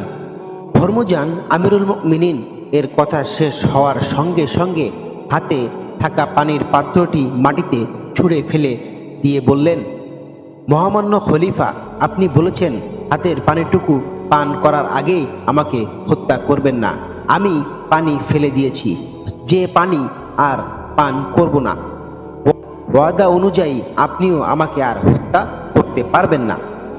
হরমুজানের এই চালাকির প্রপেক্ষিতে মুসলমান সৈনিকে রেগে গিয়ে বললেন, আমিরুল মুমিনিন, আপনি অনুমতি দিন, আমরা এখনই তার এমন অনৈতিক চালাকির শাস্তি দেই। কিন্তু খলিফা হযরত ওমর রাদিয়াল্লাহু আনহু সবাইকে থামিয়ে দিয়ে বললেন, না, তা হতে পারে না। মুসলমানের কথার মূল্য অনেক, সুতরাং যে কথা আমি বলে ফেলেছি যে কোনো মূল্যে আমি তা রক্ষা করবই ইনশাআল্লাহ। যেহেতু আমি তাকে বলেছি তার হাতে পানিটুকু পান করার পূর্বে আমি তাকে হত্যা করব না, আর সে যখন পানি পান করেনি, সুতরাং বন্দি হরমুজানকে হত্যা করা চলবে না। কথা বলে ওমর রাদিয়াল্লাহু আনহু হরমুজানকে লক্ষ্য করে বললেন, যান, আপনি মুক্ত, আমার কথার খেলাফ আমি করব না। সুবহানাল্লাহ, কথার কি মূল্য, ওয়াদা পালন কি অপূর্ব নজির। হরমুজান কল্পনাও করতে পারেনি তিনি এত সহজে মুক্তি লাভ করবেন। রাসূল সাল্লাল্লাহু আলাইহি ওয়াসাল্লামের প্রিয় সহচর হযরত ওমর রাদিয়াল্লাহু আনহু অনুভবতা দেখে তিনি দারুণভাবে প্রভাবিত হলেন। তিনি ভাবলেন, এই যদি হয় ইসলামের আদর্শ, তবে এর থেকে দূরে থাকা হবে আমার জন্য চরম দুর্ভাগ্যজনক। ইসলামের ও অতুলনীয় আদর্শ মুক্ত হয়ে হরমুজান ইসলাম গ্রহণ করলেন। এভাবেই যুগে যুগে ইসলামের অতুলনীয় আদর্শই মুক্ত হয়ে অসংখ্য মানুষ ইসলামের সুশীল ছায়ায় আশ্রয় গ্রহণ করেছেন। বিশ্বব্যাপী ইসলাম ছড়িয়ে আপন মহিমায়, শক্তির জোর নয়। হজরত জিবরাইল সাল্লাম নবী করিম সাল্লাল্লাহু আলাইহি সাল্লামের কাছে এসে একটি ঘটনা বর্ণনা করেন। এক ব্যক্তি পাহাড়ের উচ্চ চূড়ায় 500 বছর ধরে আল্লাহ পাকের ইবাদত মশগুল ছিল। ওই পাহাড়ে চারিদিকে লবণাক্ত পানি দ্বারা বৈশিষ্ট্য ছিল। আল্লাহ তাআলা তার জন্য পাহাড়ের অন্তরে সুপ্রিয় পানি ঝর্ণা এবং একটি আনার গাছ সৃষ্টি করেন। প্রতিদিন সেই ব্যক্তি আনার ফল খেত এবং পানি পান করত আর পানি দিয়ে উজু করত। সে ব্যক্তি আল্লাহ তাআলার কাছে এই দোয়া করেন, হে আল্লাহ, আমার দেহ থেকে রূহ যেন সেজদারত অবস্থায় কবজ করার ব্যবস্থা করা হয়। আল্লাহ তাআলা এই দোয়া কবুল করেন। হযরত জিবরাইল সাল্লাম বলেন, আমি আসমানে আসা যাওয়ার সময় তাকে সেজদারত অবস্থায় দেখতাম। কিয়ামতের দিন আল্লাহ তাআলা তার সম্পর্কে বলবেন, আমার এই বান্দাকে আমার রহমতের জান্নাতে প্রবেশ করাও। ওই ব্যক্তি বলবেন, না, বরং আমার আমলের বরকতে জান্নাতে প্রবেশ করান। তখন নির্দেশ আসবে, আমার নিয়ামতের বিপরীত তার কৃতকলাপ পরিমাপ করো। পরিমাপ করে দেখা যাবে 500 বছর ইবাদত খতম হয়ে গেছে একটি চোখের বিনিময়। তখন আল্লাহ পাক নির্দেশ দিবেন, আমার বান্দাকে জাহান্নামে নিয়ে যাও। ফেরেশতারা তখন তাকে নিয়ে রওনা হবে। কিছুদূর যাওয়ার পরেই ওই ব্যক্তি আরজ করবে, হে আল্লাহ, আমাকে তোমার রহমতের জান্নাতে প্রবেশ করাও। নির্দেশ আসবে, তবে ফিরিয়ে নিয়ে আসো। আল্লাহ পাকের নিকট ফিরিয়ে আনার পর তাকে কিছু প্রশ্ন করা হবে। তখন আল্লাহ পাক তাকে প্রশ্ন করবেন, তোমাকে কে সৃষ্টি করেছেন? ওই ব্যক্তি প্রশ্নের উত্তরে বলবেন, হে আল্লাহ, আপনি। এই কাজটি তোমার আমল না আমার রহমতের বরকতে হয়েছে? লোকটি বলবেন, আপনার রহমতে। আল্লাহ পাক আবারও বলবেন, তোমাকে 500 বছর ইবাদত করার শক্তি ও তৌফিক কে দিয়েছেন? লোকটি বলবেন, হে আল্লাহ, আপনি। আল্লাহ পাক বলবেন, সমুদ্রের মাঝে পাহাড়ের উপর তোমাকে কে পৌঁছাইছে? লবণাক্ত পানির মাঝে সুপ্রিয় পানি ব্যবস্থা কে করেছে? আনার গাছ কে সৃষ্টি করেছে? তোমার দরখাস্ত মোতাবেক সেজদারত অবস্থায় তোমার রূহ কবজ করার ব্যবস্থা কে করেছে? লোকটি বলবেন, হে পরওয়ারদিগার, আপনি। তখন ইরশাদ হবে, এসব কিছু আমার রহমতে হয়েছে এবং আমার রহমতেই তোমাকে জান্নাতে দাখিল করছি। সুবহানাল্লাহ। আল্লাহ সব কিছুর ক্ষমতাশীল। উনি যেটা ভাবেন সেটাই হয়ে যায়। সুবহানাল্লাহ, আল্লাহু আকবার। জান্নাত শব্দটি আল্লাহ রাব্বুল আলামিনের নিজস্ব একটি পরিভাষা। পারিভাষিক অর্থ জান্নাত বলতে এমন স্থানকে বোঝায় যা আল্লাহ রাব্বুল আলামিন তার অনুগত বান্দাদের জন্য নির্দিষ্ট করে রেখেছেন, যা দিগন্ত বিস্তৃত, নানা রকম ফুলে ফুলে সুশোভিত, সুরম অট্টালিকা, মনোমুগ্ধকর বাগান, যার পাশ দিয়ে প্রবাহমান বিভিন্ন ধরনের নদী, নালা, ঝর্ণা, ধারা, যেখানে চির বসন্ত বিরাজমান। আমরা জান্নাতকে জান্নাতও বলে থাকি। জান্নাত ফার্সি শব্দ, এখানে আমরা আরবি শব্দটি ব্যবহার করব। জান্নাত চির শান্তির জায়গা, সেখানে আমরা আয়েশ, সুখ, শান্তি, আমোদ প্রমোদ, চিত্ত বিনোদন ও আনন্দ আহলেদের চরম ও পরম ব্যবস্থা রয়েছে। জান্নাত এমন একটি জায়গা যেখানে আপনি মন চাইলেই যেটা চাইবেন সেটাই কিন্তু আপনি পেয়ে যাবেন। জান্নাতের মানুষজন অনেক সময় যখন মনে মনে ভাবে যে আমার এই জিনিসটা খেতে মন চাচ্ছে, আপনি ভাবার সঙ্গে সঙ্গেই কিন্তু আপনার সামনে সেই জিনিসটা হাজির হয়ে যাবে। তো জান্নাত সম্পর্কে আসলে অসংখ্য হাদিস আছে, যা আপনি শুনলে আসলেই আশ্চর্য হয়ে যাবেন। এবং আল্লাহ রাব্বুল আলামিন বলেছেন, আমি জান্নাতটা এমনভাবে তৈরি করেছি যা আমার বান্দারা কল্পনাই করতে পারবে না যে এই জান্নাতে তার জন্য কি জিনিস অপেক্ষা করছে। আসলেই জান্নাত সম্পর্কে আমি যতই বলি না কেন, আপনারা আসলে বুঝতে পারবেন না যে জান্নাত আমাদের জন্য কি নিয়ে দাঁড়িয়ে আছে। সেখানে ভোগ বিলাস ও পানাহার অতিচর্য। জান্নাতীরা যা কামনা করবে কিংবা কোনো কিছু পাওয়ার আহ্বান জানাবে, সকল কিছুই পাবে সেখানে। সবাই যুবক হয়ে বাস করবে। শরীরের কোনো রোগ শোক জড়া জীর্ণতা মন্দ বাধ্যকতা দুর্বলতা ও অপরিগতা থাকবে না। যত ধরনের ফল ফলাদি খাদ্য খাবার পানি দুধ মধু সুস্বাদু খাবার সব খেতে পারবে। ভোগ বিলাস সকল উপায়ে উপকারিতা বিদ্যমান, সেগুলোর স্বাদ ও গন্ধ অপূর্ব। আমাদের ভ্রমণ বিহার খেলাধুলা বেড়ানো বাজার করা ও শুভেচ্ছা স্বাগতম জানাতেও পারবে। প্রাচুর্যের কোনো অভাব হবে না। দ্রুতগামী যানবাহন সহ মনের ইচ্ছে চোখের নিমেষেই পূরণ করতে পারবে। নারীদের জন্য থাকবে ন্যায়ানিভিক স্বামী এবং স্বামীদের জন্য থাকবে ন্যায়ানিভিরাম স্ত্রী ও রূপবতী লাবণ্যময়ী হুর। তারা সেখানে সুখী সুন্দর জীবনযাপন করবে। মানুষ সেখানে পোশাক পায়খানা থেকে মুক্ত থাকবে এবং নারীরা ঋতুমুক্ত হবে। এক কথায় পরম চরম শান্তি বলতে যা বোঝায় তা সবই জান্নাতে পাওয়া যাবে। দুনিয়ার সুখ শান্তি যত ব্যবস্থায় আছে, জান্নাতের সুখ শান্তির তুলনা তা কিছুই নয়, বরং তা দুনিয়ার সকল আরাম আয়েশকে হার মানাবে। মানুষ সুখ পেতে চায়, তাই পরম সুখ লাভের প্রতিযোগিতায় অবতীর্ণ হওয়া উচিত। জান্নাতের ব্যাপক পরিচিতি সম্পর্কে সংক্ষিপ্ত এক বর্ণনায় পাওয়া যায়, মহান আল্লাহ রাব্বুল আলামিন বলেন, কেউ জানে না তার জন্য কৃতকর্ম কি কি নয়ানিভিরাম বিনিময় লুকিয়ে আছে। সূরা সাজদা 17।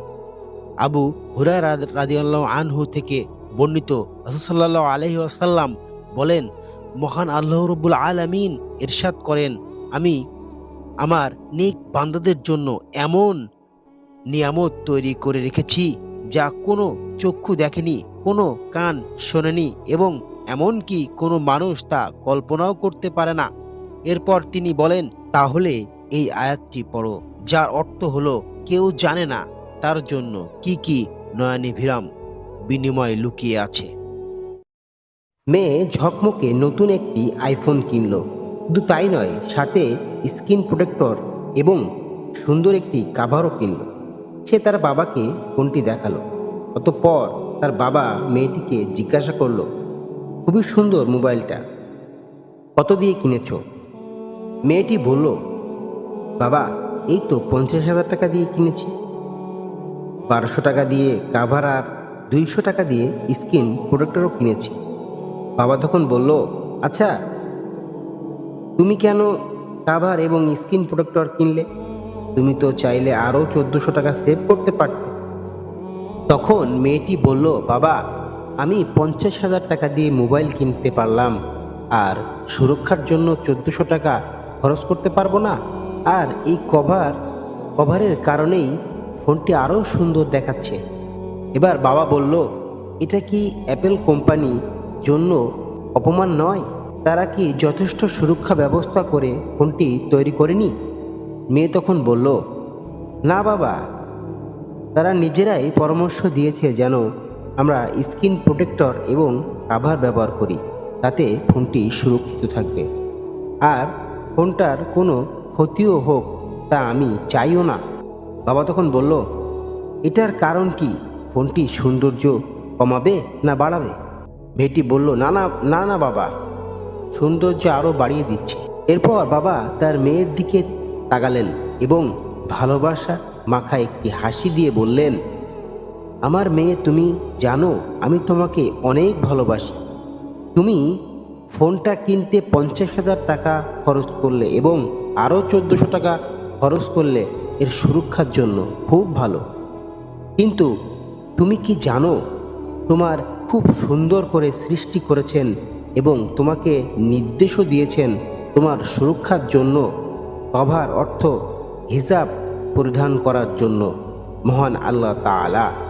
তাহলে তোমার কি সেই সৃষ্টিকর্তার কথা শোনা উচিত নয়? ফোনটার সুরক্ষার জন্য তুমি কি করলে তার জন্য তোমাকে আখিরাতে প্রশ্ন করা হবে না, কিন্তু হিজাবের জন্য আমাকে এবং তোমাকে অবশ্যই জিজ্ঞাসা করা হবে। কি সুন্দরভাবে বাবা তাকে বোঝালেন যে একটি ফোনের জন্য যে কাভার তুমি ব্যবহার করলে, সেই কাভারটা যদি তোমার জন্য ব্যবহার করতে, তাহলে আজকে দেশে অপর্দায় কেউ থাকতো না।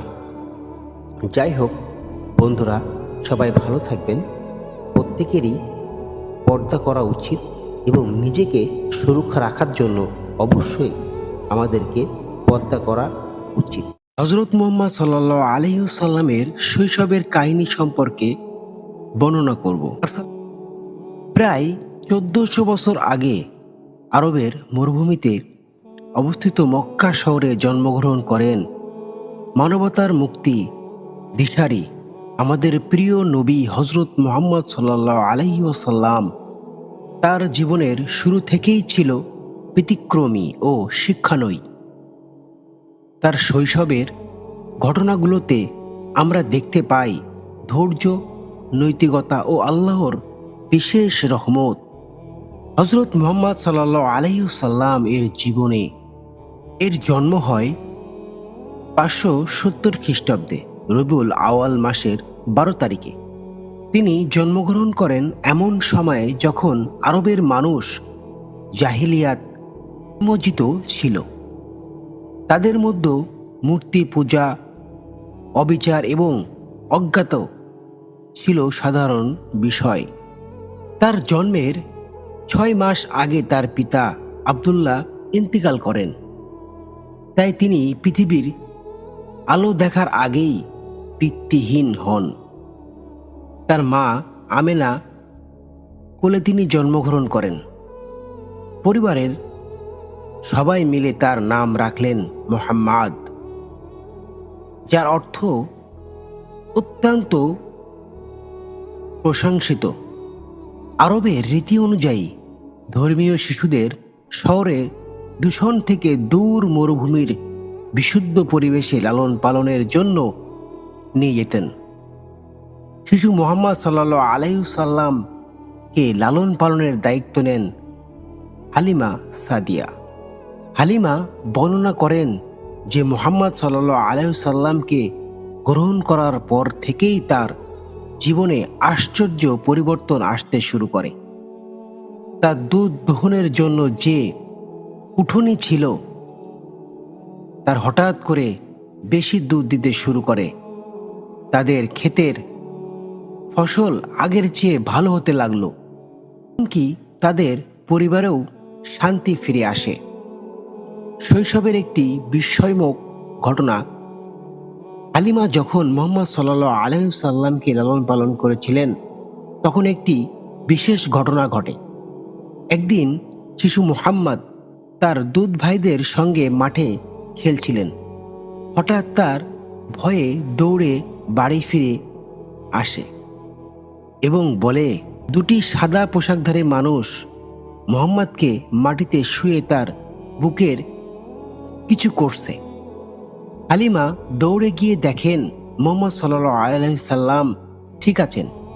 পরে তিনি বললেন, সেই সাদা পোশাকধারী ছিলেন ফেরেশতারা। তারা মুহাম্মদ সাল্লাল্লাহু আলাইহি সাল্লামের বুকে চিরে তার হৃদয় থেকে সব পাপ ও দোষ বের করে একটি স্বর্ণের পাত্রে ধুয়ে তা আবার স্থাপন করেন। এরপর তার বুকে ঈমান ও হিকমতের সিলমোহর লাগিয়ে দেন। মায়ের সাথে প্রথম সফর ও বিচ্ছেদ। হযরত মুহাম্মদ সাল্লাল্লাহু আলাইহি সাল্লাম 4 বছর বয়স পেরিয়ে হালিমার বাড়ি থেকে মক্কায় ফিরে আসেন।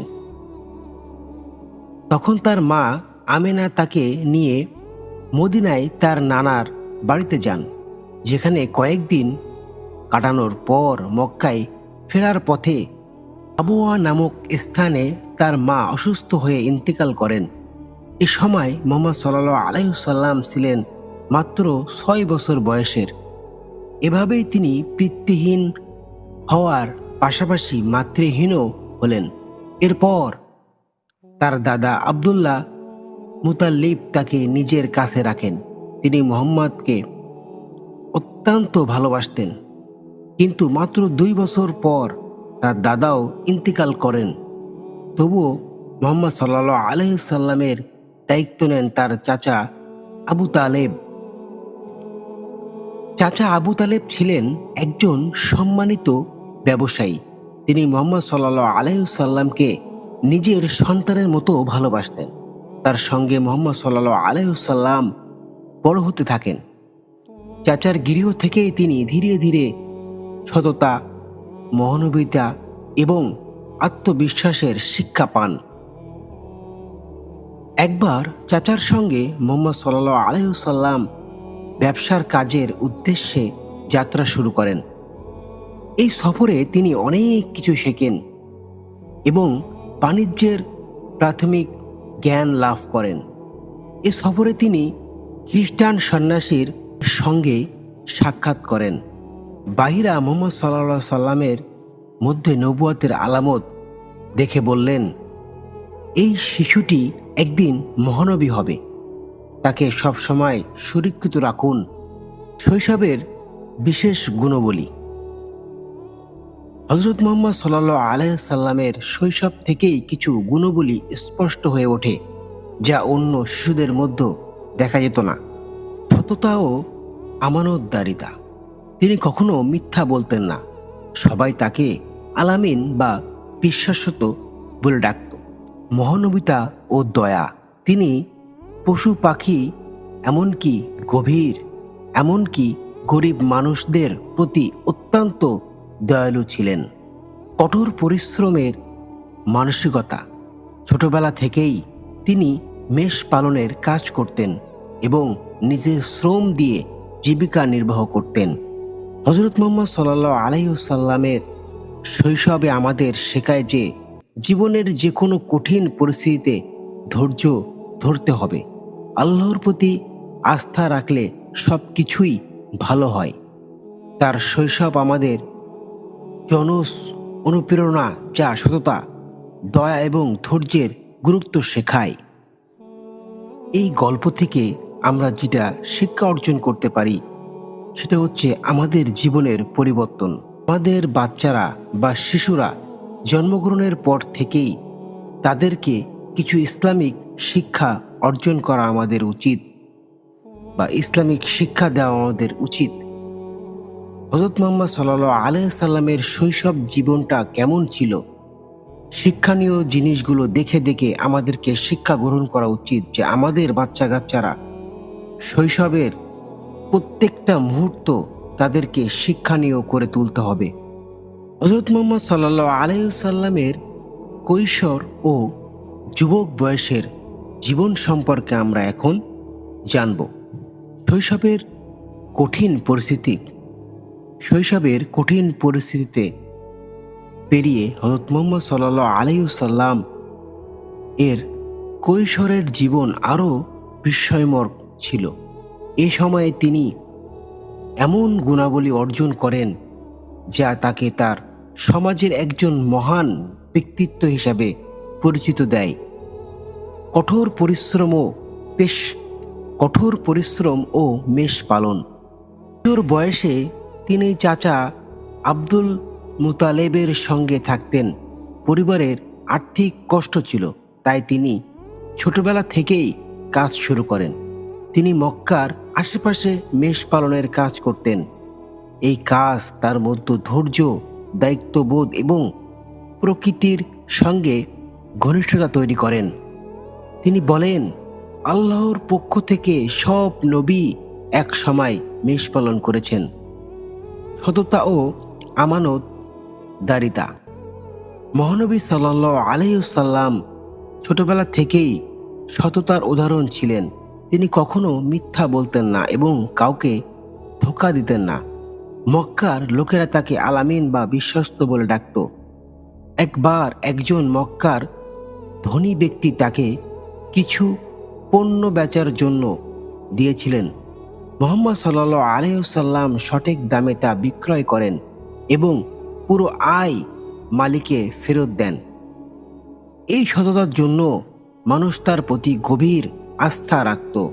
তায়েফের সেই হৃদয় বিদারক ঘটনা।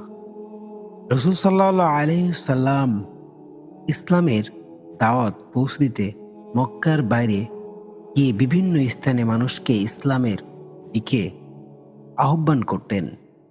একদিন তিনি তায়েফের শহরে গিয়েছিলেন, যেখানে তখনকার সমাজের অভিজাত ও প্রভাবশালী লোকজন বসবাস করত।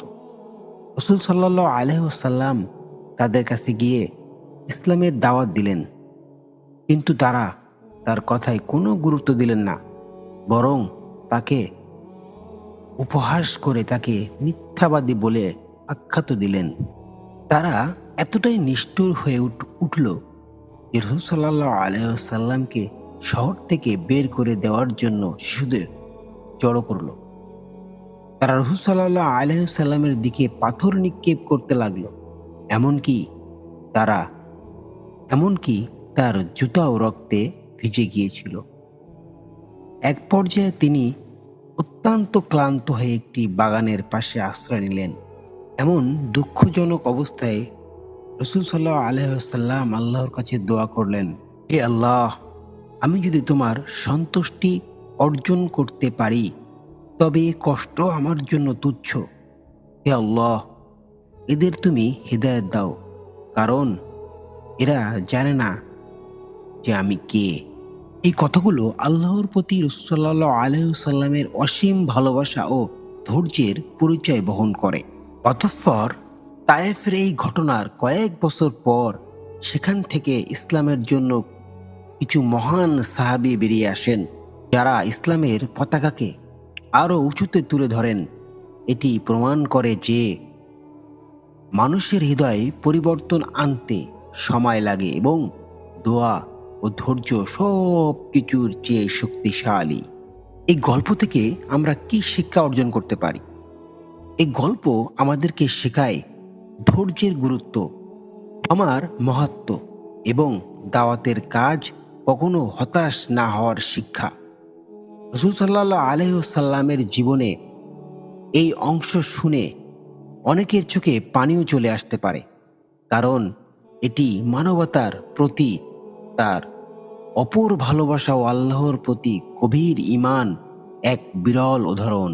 পরিশেষে আমরা যেটা বুঝি যে মহান রব্বুল আলামিন ধৈর্য ধারণকারীকে সম্ভব পছন্দ করেন। এই জন্য আমাদের প্রত্যেকের ধৈর্য অবশ্যই রাখতে হবে। যেখানে নবী করিম সাল্লাল্লাহু আলাইহি ওয়াসাল্লাম এত কষ্ট পাওয়ার পরেও, রক্তাক্ত হওয়ার পরেও যিনি কখনোই শত্রুদের জন্য বদদোয়া করে নাই, বরংস আল্লাহর কাছে তাদের জন্য হিদায়াতের দোয়া করেছে।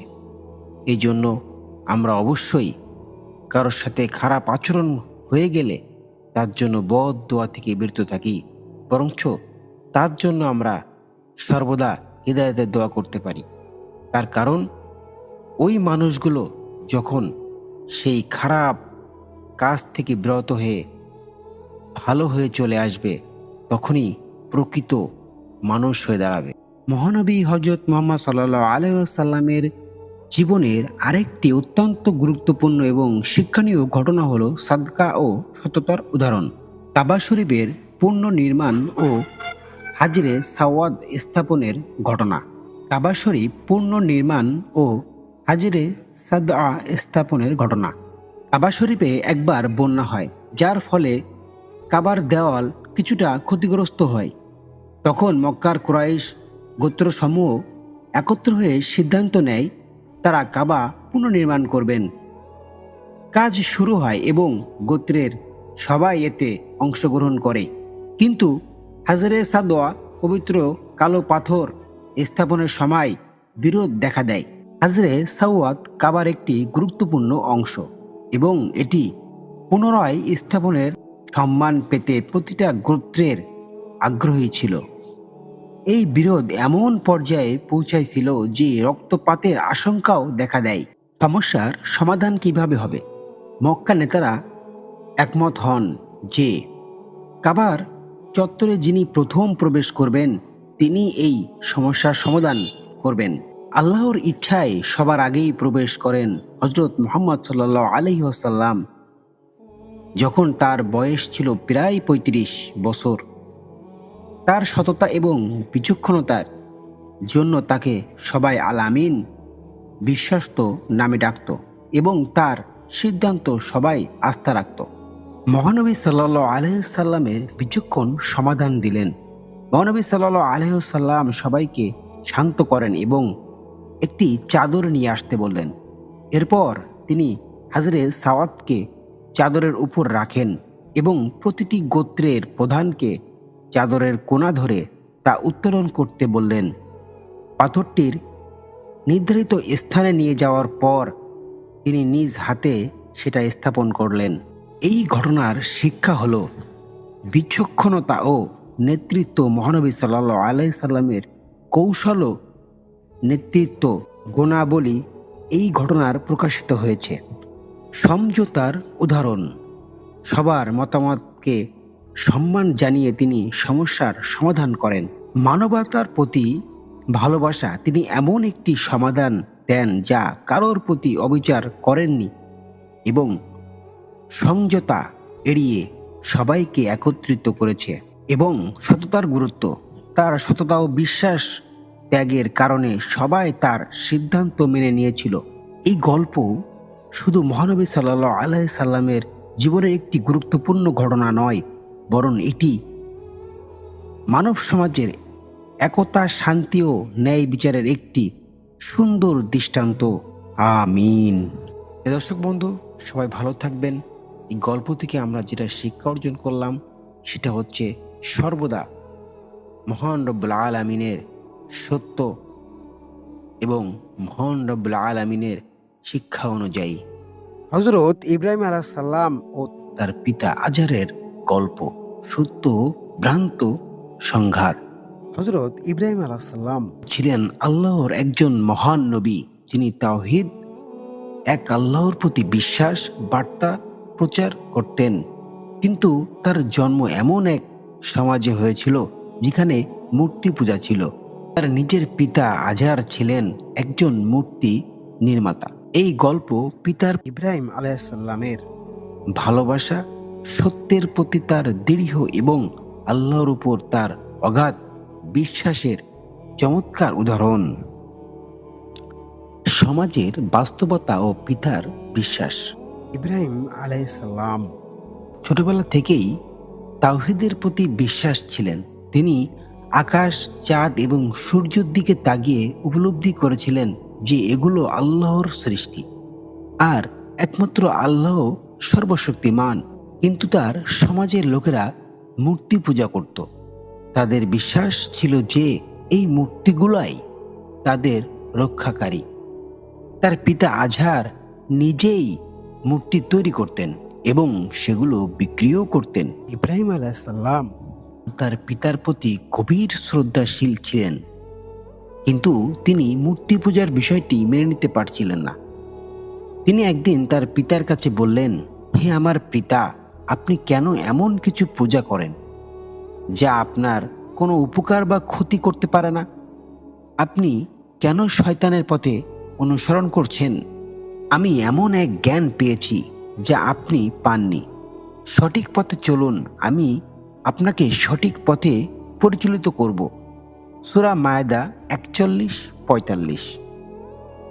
পিতার প্রতিক্রিয়া। আজহার ইব্রাহিম আলাইহিস সালাম কথা শুনে ক্ষুব্ধ হন এবং তাকে কঠোরভাবে প্রতিরোধ করেন। তিনি বলেন, হে ইব্রাহিম, তুমি কি আমার দেবতাদের নিয়ে ঠাট্টা করছো?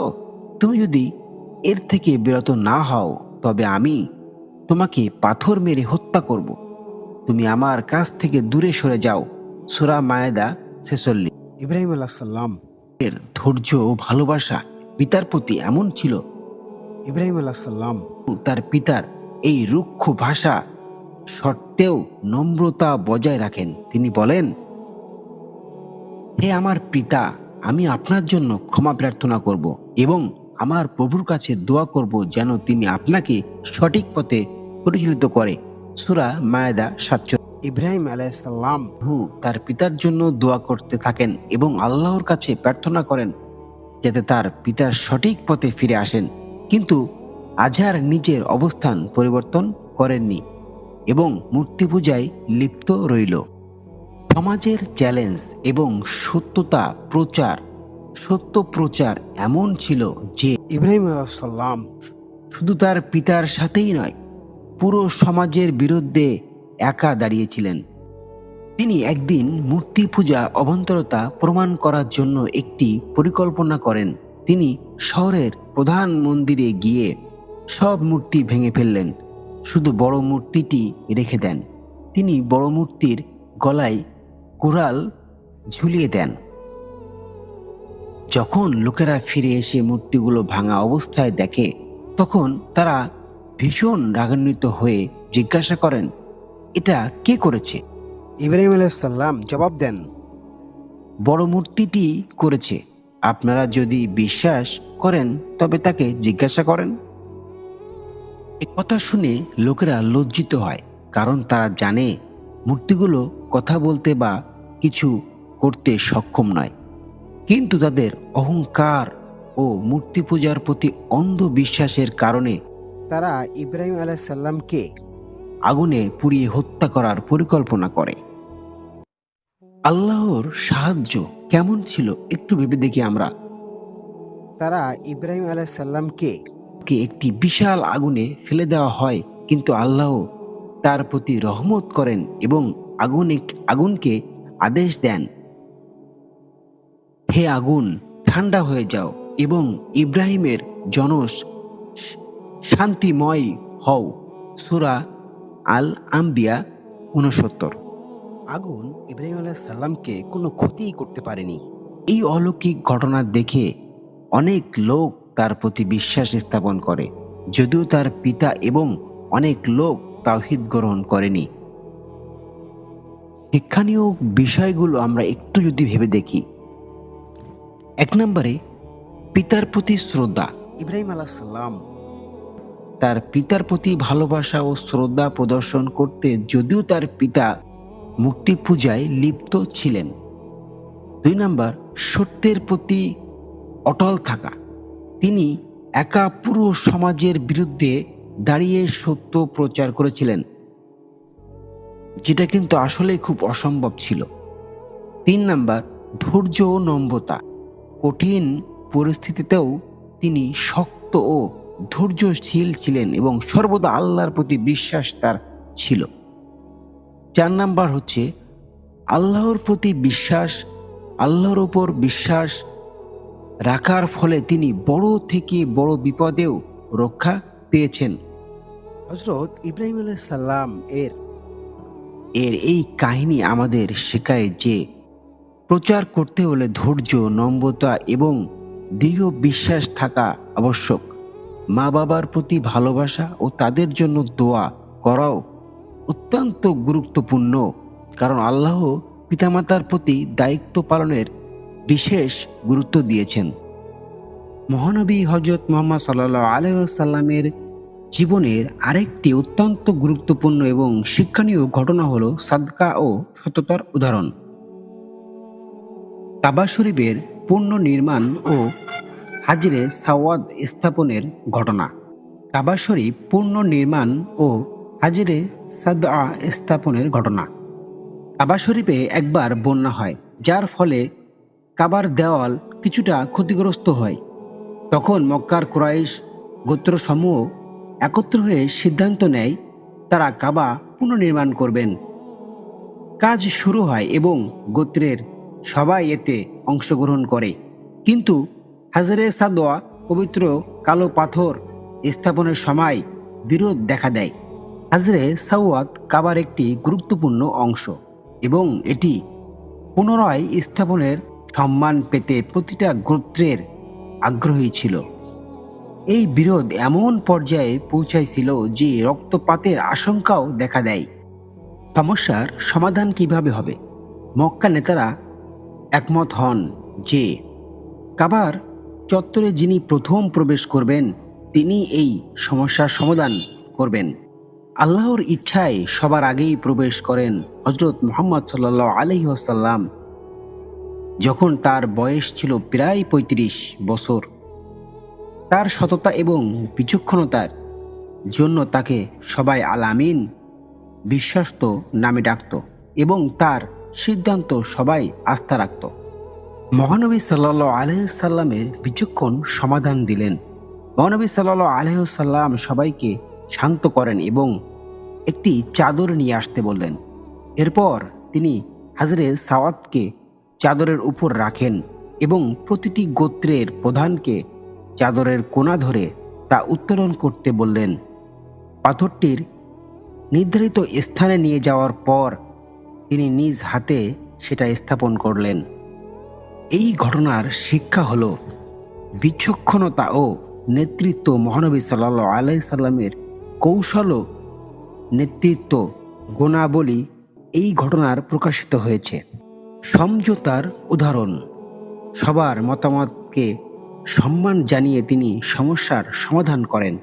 মানবতার প্রতি ভালোবাসা। তিনি এমন একটি সমাধান দেন যা কারোর প্রতি অবিচার করেননি এবং সমঝোতা এড়িয়ে সবাইকে একত্রিত করেছে। এবং সততার গুরুত্ব। তার সততা ও বিশ্বাস ত্যাগের কারণে সবাই তার সিদ্ধান্ত মেনে নিয়েছিল। এই গল্প শুধু মহানবী সাল্লাল্লাহু আলাইহি সাল্লামের জীবনের একটি গুরুত্বপূর্ণ ঘটনা নয়, বরং এটি মানব সমাজের একতা, শান্তি ও ন্যায় বিচারের একটি সুন্দর দৃষ্টান্ত। এই জন্য সর্বদা আমরা আল্লাহর প্রত্যেকটা হুকুম মেনে চলব ইনশাআল্লাহ। ও নবী ইউনুস আলাইহিস সালাম এর ধৈর্য। মহান আল্লাহ তাআলা মানব জাতির কল্যাণে অনেক নবী রসুল প্রেরণ করেছেন। তাদের জীবনের প্রতিটি অধ্যায় রয়েছে আমাদের জন্য শিক্ষা। আজকের গল্পটি এমন এক নবী যিনি ছিলেন অসীম ধৈর্যের প্রতীক। তিনি হলেন ইউনুস আলাইহিস সালাম। তার জীবন থেকে আমরা শিখি তওবা, দোয়া ও আল্লাহর প্রতি পূর্ণ আস্থা রাখার গুরুত্ব। গল্পের শুরুতেই নবী ইউনুস আলাইহিস সালাম আল্লাহর একজন প্রেরিত দূত ছিলেন। তিনি ছিলেন নেওয়ার নামের এক অঞ্চলের জনগণের জন্য প্রেরিত। নেওয়ার লোকেরা ছিল মূর্তির উপাসক এবং আল্লাহর একতাবাদে বিশ্বাস করত না। ইউনুস আলাইহিস সালাম তাদের সত্য পথে ডাকার জন্য বারবার চেষ্টা করেন। তিনি তাদের বোঝান যে আল্লাহ এক এবং মূর্তি উপাসনা থেকে ফিরে আসতে হবে। কিন্তু নেওয়ার লোকেরা তার কথা শোনেনি, বরং তারা তাকে নিয়ে উপহাস করত।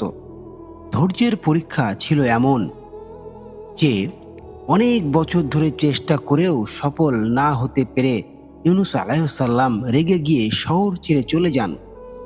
তিনি মনে করলেন তাদের শাস্তি শিগগিরই আসবে, কিন্তু তিনি তখনও বুঝতে পারেননি যে আল্লাহ তাকে আরও ধৈর্য ধরতে এবং কাজ চালিয়ে যেতে নির্দেশ দিয়েছেন। নবী ইউনুস আলাইহিস সালাম যখন শহর ছেড়ে চলে যান, তিনি একটি জাহাজে উঠে বসেন। জাহাজটি গভীর সমুদ্রে চলতে শুরু করে। হঠাৎ সমুদ্রে তুফান শুরু হয়ে যায়। জাহাজের লোকেরা ভয় পায় এবং বলে, আমাদের মধ্যে কেউ একজন ভুল করেছে, তাকে জাহাজ থেকে নামাতে হবে, নইলে আমরা বাঁচব না। তখন তারা লটারির মাধ্যমে নির্ধারণ করলেন কে এই জাহাজ থেকে নামবে। লটারিতে বারবার ইউনুস আলাইহিস সালাম এর নামেই আসতে থাকে। তিনি বুঝতে পারলেন না এটি আল্লাহর ইচ্ছা। ইউনুস আলাইহিস সালাম সমুদ্রের পানিতে ঝাঁপ দেন। তখন এক বিশাল মাছ তাকে গিলে ফেলে। ইউনুস আলাইহিস সালাম মাছের পেটে বন্দী হয়ে যান। অন্ধকার গভীর ও ভীতিকর সেই পরিস্থিতিতে তিনি নিজের ভুল বুঝতে পারেন। তিনি আল্লাহর কাছে ক্ষমা চান এবং একটি বিশেষ দোয়া করেন, লা ইলাহা ইল্লা আনতা সুবহানাকা ইন্নী কুনতু মিনাজ জালিমিন। অর্থ, তুমি একমাত্র ইলাহ, তুমি পবিত্র, আমি অবশ্যই অন্যায়কারীদের অন্তর্ভুক্ত। ইউনূস আলাইহিস সালাম আল্লাহর কাছে কাঁদতে থাকেন এবং বারবার দোয়া করেন। আল্লাহ তার তওবা গ্রহণ করেন। এরপর মাছটি তাকে মুক্ত করে দেয় এবং তিনি তীরে এসে পৌঁছান। তীরে এসে ইউনূস আলাইহিস সালাম বুঝতে পারেন যে ধৈর্য আল্লাহর উপর আস্থা রাখা কতটা গুরুত্বপূর্ণ। তিনি আবার নিয়নের জনগণের কাছে ফিরে আসেন এবং তাদের সত্য পথে ডাকেন। এবার তারা তার কথা শুনে এবং আল্লাহর একতা বিশ্বাস স্থাপন করেন। নবী ইউনূস আলাইহিস সালাম এর এই গল্প আমাদের শেখায়, জীবনের যতই কঠিন পরিস্থিতি আসুক, ধৈর্য হারানো উচিত নয়। আল্লাহর রহমতে অবশেষে আর তার কাছে ফিরে গেলেন, তিনি সব ভুল ক্ষমা করে দেন। এই গল্পটি আমাদের জন্য দোয়া ও তওবা গুরুত্ব অনুপ্রেরণা। একটি শিশু বা বড়দের সবাইকে শিক্ষা দেয় যে আল্লাহর ইচ্ছার প্রতি আস্থা রাখা ও ক্ষমা প্রার্থনা করা কতটা মূল্যবান। নবী ইব্রাহিম আলাইহিস সালাম ও তার একনিষ্ঠ ঈমানের গল্প। ইসলামের নবী রাসূলদের মধ্যে ইব্রাহিম আলাইহিস সালাম এর জীবনে এক অনন্য দৃষ্টান্ত। তার জীবনও ছিল একনিষ্ঠ ঈমান, ত্যাগ ও আল্লাহর প্রতি নিঃস্বার্থ ভালোবাসার প্রতীক। এই গল্পটি তার জীবনের একটি অবিস্মরণীয় অধ্যায়। তার পিতার সাথে মূর্তি পূজা নিয়ে নিবন্ধ এবং আল্লাহর পথে সত্যিকারের সাহস দেখানোর ঘটনা। ইব্রাহিম আলাইহিস সালাম এমন একটি সমাজে জন্মগ্রহণ করেন যেখানে সবাই মূর্তি পূজা করত। এমনকি তার নিজের পিতা আজহার ছিলেন একজন বিখ্যাত মূর্তি নির্মাতা। ছোট থেকেই ইব্রাহিম আলাইহিস সালাম এসব মূর্তি পূজা বিরোধিতা করতেন। তিনি নিজেও প্রশ্ন করতেন, কিভাবে এই মূর্তিগুলা, যেগুলো নিজেরাও চলতে ফিরতে পারে না, তারা মানুষের উপাস্য হতে পারে কিভাবে? তার পিতা বিরক্ত হয়ে তাকে তিরস্কার করেন এবং মূর্তি পূজার পক্ষ নিয়ে কথা বলেন। কিন্তু ইব্রাহিম আলাইহিস সালাম তখন সত্যের পথে থেকে সরেনি বা সরে যায়নি। আর শহরে একটি বড় উৎসব অনুষ্ঠিত হয়। সব মানুষ শহরের বাইরে চলে যায়। ইব্রাহিম আলাইহিস সালাম এই সুযোগে মন্দিরে প্রবেশ করেন, যেখানে বিভিন্ন মূর্তি সাজানো ছিল। তিনি একটি কুড়াল নিয়ে সব মূর্তি ভেঙে দেন, শুধু বড় মূর্তিটি রেখে দেন। কুড়ালটি সেই বড় মূর্তির গলায় ঝুলিয়ে দেন। অতঃপর যখন লোকেরা ফিরে আসে, তারা মূর্তিগুলো ধ্বংস দেখে হতবাক হয়ে যায়। তারা বলে, এই কাজ নিশ্চয়ই ইব্রাহিম আলাইহিস সালাম করেছে।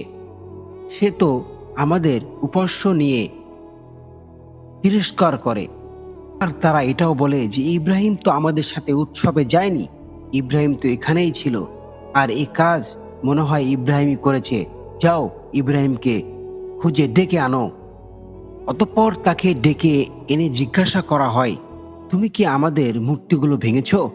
ইব্রাহিম আলাইহিস সালাম বুদ্ধিমত্তার সাথে উত্তর দেন, আমি কেন ভাঙব? তোমাদের বড় মূর্তিটা হয়তো ভেঙেছে, তার কাছে জিজ্ঞাসা করো, যদি সে কথা বলতে পারে। লোকেরা তখন বিরক্ত হয়ে, কারণ তারা জানতো মূর্তিগুলা কিছুই করতে পারে না, কিন্তু তারা নিজেদের ভুল স্বীকার করে না। ক্রোধে ফেটে পড়ে। তারা সিদ্ধান্ত নেয় ইব্রাহিম আলাইহিস সালামকে শাস্তি দিতে হবে। তখন সবাই মিলে একটি বিশাল আগুন তৈরি করে। তারা ইব্রাহিম আলাইহিস সালামকে সেই আগুনে ফেলে দেয়, কিন্তু আল্লাহ তাআলা তাকে রক্ষা করেন। আগুন আল্লাহর আদেশে ঠান্ডা হয়ে যায় এবং ইব্রাহিম আলাইহিস সালাম অক্ষত অবস্থায় বের হয়ে আসে। এই ঘটনায় লোকেরা হতবাক হয়ে যায়। তাদের অনেকেই বুঝতে পারে ইব্রাহিম আলাইসাল্লাম সত্যি কথা বলছেন, তবে অনেকেই জিদ ধরে সত্য মেনে নিতে পারেননি। ইব্রাহিম আলাইসাল্লাম আমাদেরকে দেখিয়েছেন সত্যের পথ দৃঢ় থাকে এবং আল্লাহর প্রতি পূর্ণ আস্থা রাখা কতটা গুরুত্বপূর্ণ। মূর্তি পূজার বিরুদ্ধে তার লড়াই শুরু শারীরিক নয়, বরং এটি ছিল জ্ঞান এবং যুক্তির লড়াই। তিনি আমাদের শেখান আল্লাহর উপর নির্ভর করলে কোনো কিছুই আমাদের ক্ষতি করতে পারে না। এই গল্পটি আমাদের মনে করিয়ে দেয় জীবনের প্রতিটি ক্ষেত্রে আমাদের আল্লাহর উপর ভরসা রাখতে হবে। তিনি আমাদের জন্য যা নির্ধারণ করেন সেটাই সঠিক। ইব্রাহিম আলাইসাল্লাম এর জীবনে থেকে শিক্ষা নিয়ে আমরা নিজেদের ঈমান শক্তিশালী করতে পারি এবং যে কোনো পরীক্ষায় ধৈর্যশীল থাকতে শিখি। প্রিয় দর্শক, আশা করি আপনারা এই গল্পটি মনোযোগ সহকারে শুনেছেন। যদি আমাদের এই চ্যানেলটা আপনাদেরকে এই ইসলামিক গল্পটা যদি ভালো লেগে থাকে, অবশ্যই আমাদের এই গল্পটি শেয়ার করে দিন। আর আমাদের এই চ্যানেলে যদি নতুন হয়ে থাকেন, অবশ্যই আমাদের এই চ্যানেলটি সাবস্ক্রাইব করবেন। সবাই ভালো থাকবেন, সুস্থ থাকবেন। আসসালামু আলাইকুম।